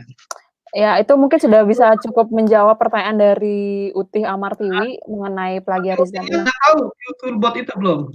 Yang Quillbot. Eee, Quillbot mungkin kita bisa, menjelaskan kembali, bisa kita mention lagi, mungkin buat Mbak Utih Amartiwi. Jadi kalau misalnya untuk mengecek plagiarism, Mbak bisa masuk ke dalam web, nama webnya itu Quillbot, quillbot.com. Jadi di sana, Mbak bisa langsung mengecek tulisan Mbak ada plagiarism atau enggak, gitu. Nah, ini ada pertanyaan Dan lanjutan ini. kemudian Iya. ya, ada lagi? Gimana? Ada lagi ada lagi, dari waduh namanya, eee, Ijmalis Fiklaliah Rahim, "Selamat malam, saya ingin" dari Indonesia kayaknya ini ya. "Selamat malam, saya ingin menanyakan apakah pertimbangan dari satu jurnal ilmiah sehingga dapat dipublikasikan di Q1 atau Q2? Dan apakah satu artikel ilmiah bisa dipublikasikan di 2 website yang berbeda?" Menarik nih, Mas. Apakah satu jurnal ilmiah bisa Tidak boleh. dimasukkan waduh. Tidak Jadi boleh Kak, ternyata, kalau oke. orang yang bertanya pasti bukan orang hukum. Jadi Mhm, kalau kita sebagai orang hukum legal, maka mhm, sesuatu yang sudah dipatenkan itu dia mhm, berdampak hukum. mhm, Maka jurnal itu punya ISSN dia, ISSN, mmm, maka dia itu menjadi pengikat. Jadi karya kita yang sudah masuk di jurnal mhm, A, bisa Q1 atau Q2, dia sudah terikat mhm, di jurnalnya. Atau telah mhm, diterbitkan dengan penerbit, misalnya ini Fajar Media Bandung misalnya, punya mhm, ISBN, maka mhm, dia terikat dengan ISBN. Maka ketika sudah mmm, pernah terbit di sebuah jurnal yang ber-ISBN, mhm, Q1 atau Q2 misalnya, atau Q4, maka tidak boleh terbitkan di jurnal-jurnal lain lagi. Maka dia kalau oke, misal terbitkan lagi, maka jadi self plagiarism. Dia bermasalah oh, secara jurnalnya bermasalah nantinya, dan mhm, penulisnya juga akan bermasalah nantinya. Tapi kalau cuma mhm, website, tadi kan pertanyaan website, website kan mhm, umum, mhm, website. Kalau dia website, masukkan di Kompasiana atau di websitenya misalnya Republika, terbitkan mhm, lagi di tempat lain itu nggak masalah karena dia tidak punya ISSN. Dia boleh oh, diterbitkan banyak-banyak di cloning, di copy paste, taruh lagi sini atas nama penulisnya boleh aja. Tapi itu kalau kalau di website, ya itu kalau kalau website website, ya tidak. tapi Kalau kalau website kan jurnal internasional tidak akan pernah boleh gitu ya, karena sudah tidak. terikat secara hukum, begitu. Nah, Nah, iya. ini ada pertanyaan sebelumnya, Mas, beliau punya 2 pertanyaan ternyata. Apa sih pertimbangan suatu jurnal itu, satu jurnal ilmiah itu dikatakan dapat masuk ke Q1 atau ke Q2? Apa pertimbangan dasarnya gitu? Pertimbangan pertama adalah pertimbangan saya juga masuk reviewer ya. Mhm, Pertimbangan kita sebagai reviewer itu biasanya menimbang pertama dari keilmiahan pertama. mmm, Jadi keilmiahan dia sejauh mana seberapa banyak referensi yang dia gunakan. Kalau cuma 2, 3 dan sebagainya, dia sudah kalah dia. Biasanya kalau oh, saya sendiri menseleksi itu misal kalau artikelnya sampai 20 ke atas dalam satu tulisan itu sudah saya pertimbangkan. Saya lihat, oh iya bagus ini. Padahal belum saya lihat isinya, baru lihat mhm, tampilannya aja. mhm, Jadi bajunya aja, oh baju Puspa bagus nih, oh ya pasti baik mhm. nih anaknya. Nah, padahal belum tentu. Nah, Mhm, jadi dilihat dari tampilannya. Nanti baru mhm, setelah itu baru lihat isinya, substansinya. Substansinya bisa dipahami tidak cara penyampaiannya, titik komanya. Biasanya kan poor mmm, language itu kadang-kadang titik komanya nggak jelas. Wah ini oh, kalau dari awal sudah poor language, tolak aja langsung coret dianya. Karena mmm, mengapa ditolak? Karena banyak yang lain yang ngantri. Tapi kalau mhm, jurnal yang Q4 itu mengapa kok dianya diterima? Paling disuruh perbaiki, tolong diperbaiki bahasanya, baikin lagi email, nanti diperbaiki, diterima, terbitkan. Tapi kalau mhm, Q1, Q2 dia malas dia bacanya udah kamu tolak rejected please this article is ignored because of the poor language misalnya. Jadi mhm, langsung ditolak begitu karena melihat dari bahasanya dan keseriusan daripada penulis. Dan dia berpikir masih oke, banyak kok antrian yang lain, begitu modelnya. Nah, mhm. contoh jurnal Berarti, ini, ah hah, hmm, mhm, contoh jurnal ini kan cuma 9 artikel, maka betul, yang ngantri banyak. Dia mhm, melihat di sini pakai bahasa Inggris, abstraknya pakai bahasa Rusia, full bahasa Inggris, mhm, ada bahasa Rusianya karena saya memang inginnya ini jadi jurnal berbahasa Rusia. Nah, mhm, ini di artikel yang nomor 9 kita pakai bahasa Rusia. Ini udah nakut-nakuti dikti, ternyata bahasa Rusia itu menakut-nakuti dikti ternyata. Nah, ini kita masuk ke Sinta Oke. 2, S2 ya. Kalau misalnya Scopus Mhm. nanti kita terima Scopus, jurnal ini menjadi jurnal Sinta 1 Indonesia. Nah, di Mmm. jurnal ini pun antriannya luar biasa ngantri. Jadi ketika ada tulisan masuk, aduh ini udah Indonesia lokal juga. Saya kan butuhnya jurnal dari luar ya, artikel luar. Jadi kalau teman-teman dari luar memasukkan sini lebih cepat masuk ya. Karena dari Mmm. Rusia atau dari negara asing. Tapi kalau dari negara Indonesia, saya pikir oh bahasa Inggrisnya udah lemah, kacau dan sebagainya, udahlah tolak aja. Langsung tolak, dia suruh nulis tempat Mmm. lain aja atau memperbaiki. Oke. Berarti landasan utama untuk Q1, menilai, Q2, satu heeh, satu jurnal ilmiah itu dipublikasikan Q1 atau Q2 itu pertama itu tata bahasa ya, Bang, ya? tata Tata bahasanya. bahasa, kemudian, eee, itu secara ilmiah apakah memang sudah mumpuni atau tidak, sumber-sumber teori dan lainnya. Apakah metode penelitian juga mempengaruhi Ya, satu jurnal ilmiah itu bisa masuk? Oh, oke. Teori, metode kalau penelitian, dan lain-lain sebagainya. mhm. Jadi kan kita lihat template-nya. Template itu adalah standarisasi penampilan tulisan. Kalau Mhm. misalnya di situ ada ketentuan metodenya harus ada dan lengkap, kita harus tampilkan metodenya. Kalau Mhm. metode kita ternyata dipasang tapi tidak sesuai dengan cara penyampaian, Mhm. kita bilang ada wawancara, ternyata dalamnya tidak ada wawancara, interview misalnya, Ah, nggak ada, itu bohong berarti dianya nggak ada. Jadi mhm. kita biasanya kalau saya biasanya nulis Mhm. itu metode itu terakhir. Saya tulis Mmm. metode, setelah jadi baru metode saya buat. Karena jangan-jangan saya Oh. bilang pendekatan multidisiplin ternyata tidak, gitu. Atau Mmm. pendekatannya misalnya hanya, lapangan, empiris, Mhm. sosiologis, ya tapi ternyata dia tidak. Maka Mmm. ternyata hanya literatur review misalnya. Maka tadi kita Mhm. hapus. Jadi nanti mereka melihat, Mmm. oh iya nih metodologinya ternyata cuma literatur review, kemudian Mhm. eee, dilihat sama dia bawahnya, oh ya benar. Kalau Mhm. teman-teman yang sains pasti kan dia ada metode statistik dan Mhm. sebagainya kan, jadi Mhm. lebih mengena, dia lebih masuk ke Mhm. mana, oh iya pendekatannya lebih kepada ini, Mhm. oh cocok nih Mmm. metodenya. Jadi sebenarnya metode itu halal-halal saja mau pakai metode apa, yang Mhm. penting dia ada, tidak cuman sekedar hiasan Oh, gitu. iya. Iya. Oke, Iya. sama lagi satu pertanyaan aja, Mas, mungkin sebagai, pertanyaan penutup kalau misalnya teman-teman tidak ada yang Mhm. bertanya, apakah ada aturan mengenai jumlah penulis dalam sebuah karya ilmiah? Karya Nah, itu ilmiah yang akan ini kan menarik karena tadi, Bang Rohis juga sempat menunjukkan penelitian 5. multidisipliner kan, ada banyak penulis. Nah, apakah ada ada jumlah maksimum dan jumlah minimum? Ya mungkin satu penulis ya, satu Iya. peneliti, tapi apakah ada jumlah maksimum untuk untuk ini, karya ilmiah? Oke, saya sebenarnya kalau ditanya ini saya jawab pertama kali saya sekarang sedang berniat untuk menerbitkan tulisan yang jumlah tulisan penulisnya 14. Buset. Tulisnya 14, semua S3 di sini saya wajibkan untuk masuk semuanya. Masuk supaya Oh, mereka oke. dapat edit Scopus semuanya. Ah Nah hah, ah. itu ada yang 14, idealnya memang 3, dikit ya 3, ada yang, 5, ada yang Mhm. macam-macam, ada yang pernah saya dapatkan 150 penulisnya, karena mereka demo tentang kewajiban Scopus, tapi tulisan itu masuk Scopus gitu. 105 Wah, penulis, jadi 5 wah, lembar itu penulis semua dan afiliasinya.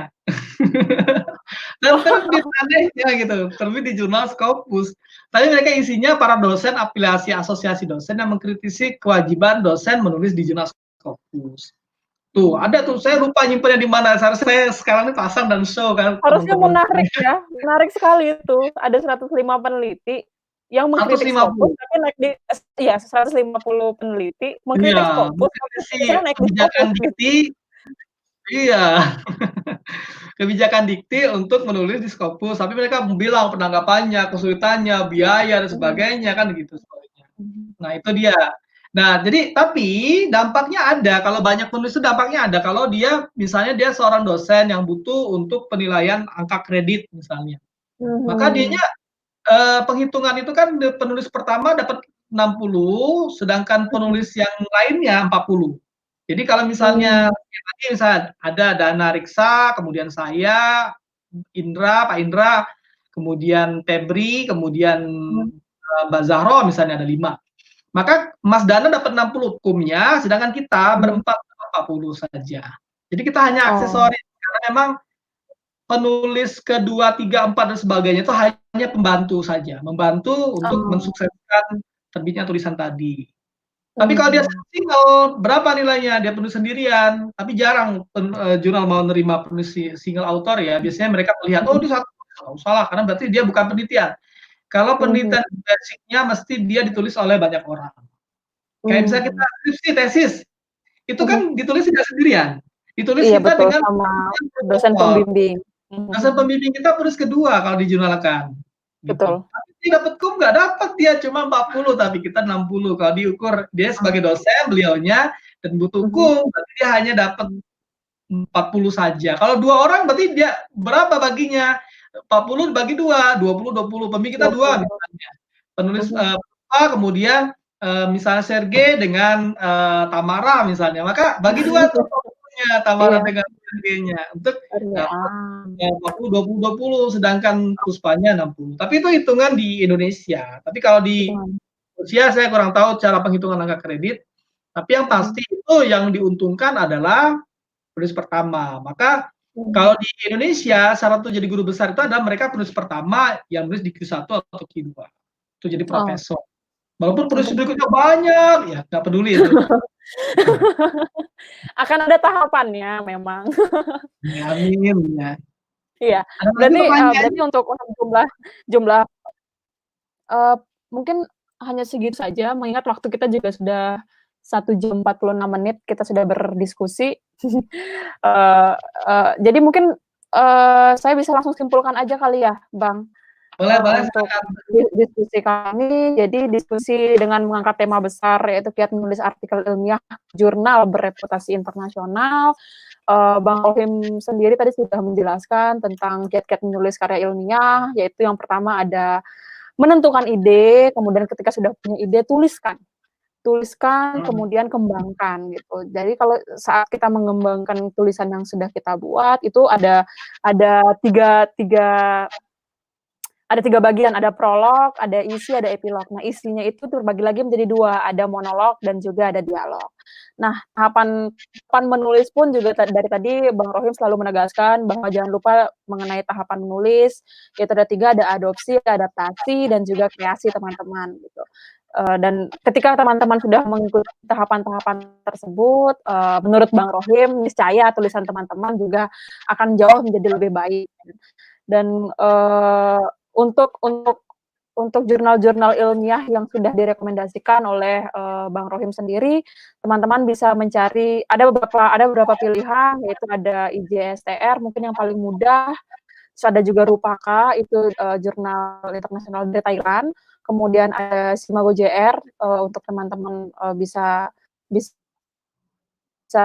publikasikan jurnal teman-teman dan mungkin yang paling paling tinggi ya Scopus itu tadi dan tentunya tentunya di bagian, jangan lupa ketika teman-teman ingin mempublikasikan tulisan ilmiah teman-teman, jangan lupa untuk melihat apakah sudah terindeks Scopus, jangan sampai tertipu dan itu menjadi poin penting dan harus digarisbawahi oleh teman-teman, melakukan double check untuk mempublikasikan, karya tulis teman-teman ke dalam jurnal internasional. Dan tadi juga pertanyaan mengenai, proses checking plagiarism. Jadi perlu diingat lagi, teman-teman bisa melakukan, checking, plagiat plagiat itu di website quillbot.com. Itu adalah website yang tidak berbayar, gratis, buat teman-teman mungkin yang S1, S2 bisa melihat tulisan kalian apakah masuk dalam kategori plagiat atau tidak, begitu. Dan mungkin dari Bang Rohim sendiri ada pernyataan penutup, Bang, untuk teman-teman Iya, peneliti-peneliti muda kita yang ada di iya. Indonesia dan di Rusia? Ya, pada teman-teman semuanya, peneliti muda yang ada di Indonesia maupun di belahan dunia lainnya, maupun khususnya yang ada di Rusia, kita pada intinya kita harus percaya diri dan kita harus mau menggerakkan mata pena kita dan sehingga kita kemudian menggerakkan mata pena kita itu harus dengan membaca, Mhm. sehingga dengan membaca itu kita bisa menggoreskan apa yang ingin kita sampaikan kepada masyarakat umum luas lainnya. Nah, jadi dicoba dan dicoba dan harus percaya diri dan mau mencoba. Kalau ada kesulitan silakan, hubungi saya ke nomor telepon saya atau WA saya, nanti insya Allah saya bantu dan free, insya Allah tidak ada bisnis, tidak ada apapun karena kita sama, Wah, kita terima belajar. kasih. Yang penting ketika sudah terbit bayar sendiri kepada penerbit dan tidak mahal, jangan cari mahal-mahal, cari yang free.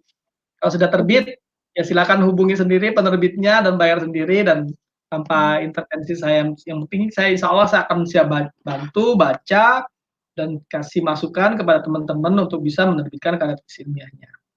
Betul. Demikian. Ya. Terima kasih sekali lagi untuk Bang Rohim, tetap jaga kesehatan, tetap semangat berpuasanya. Sekarang di Moskow sudah jam 16.51, masih ada 3 jam sampai 4 jam lagi menuju buka puasa. Tetap semangat, teman-teman di Indonesia tetap semangat, jaga kesehatan, jaga kesehatan Anda dan keluarga terdekat, dan juga tetap semangat untuk puasanya. Sekian dari saya Puspa Warni bersama Bang Rohim. Terima kasih banyak untuk teman-teman yang sudah menonton. Wassalamualaikum warahmatullahi wabarakatuh. Selamat sore, selamat malam di Indonesia. Terima kasih banyak.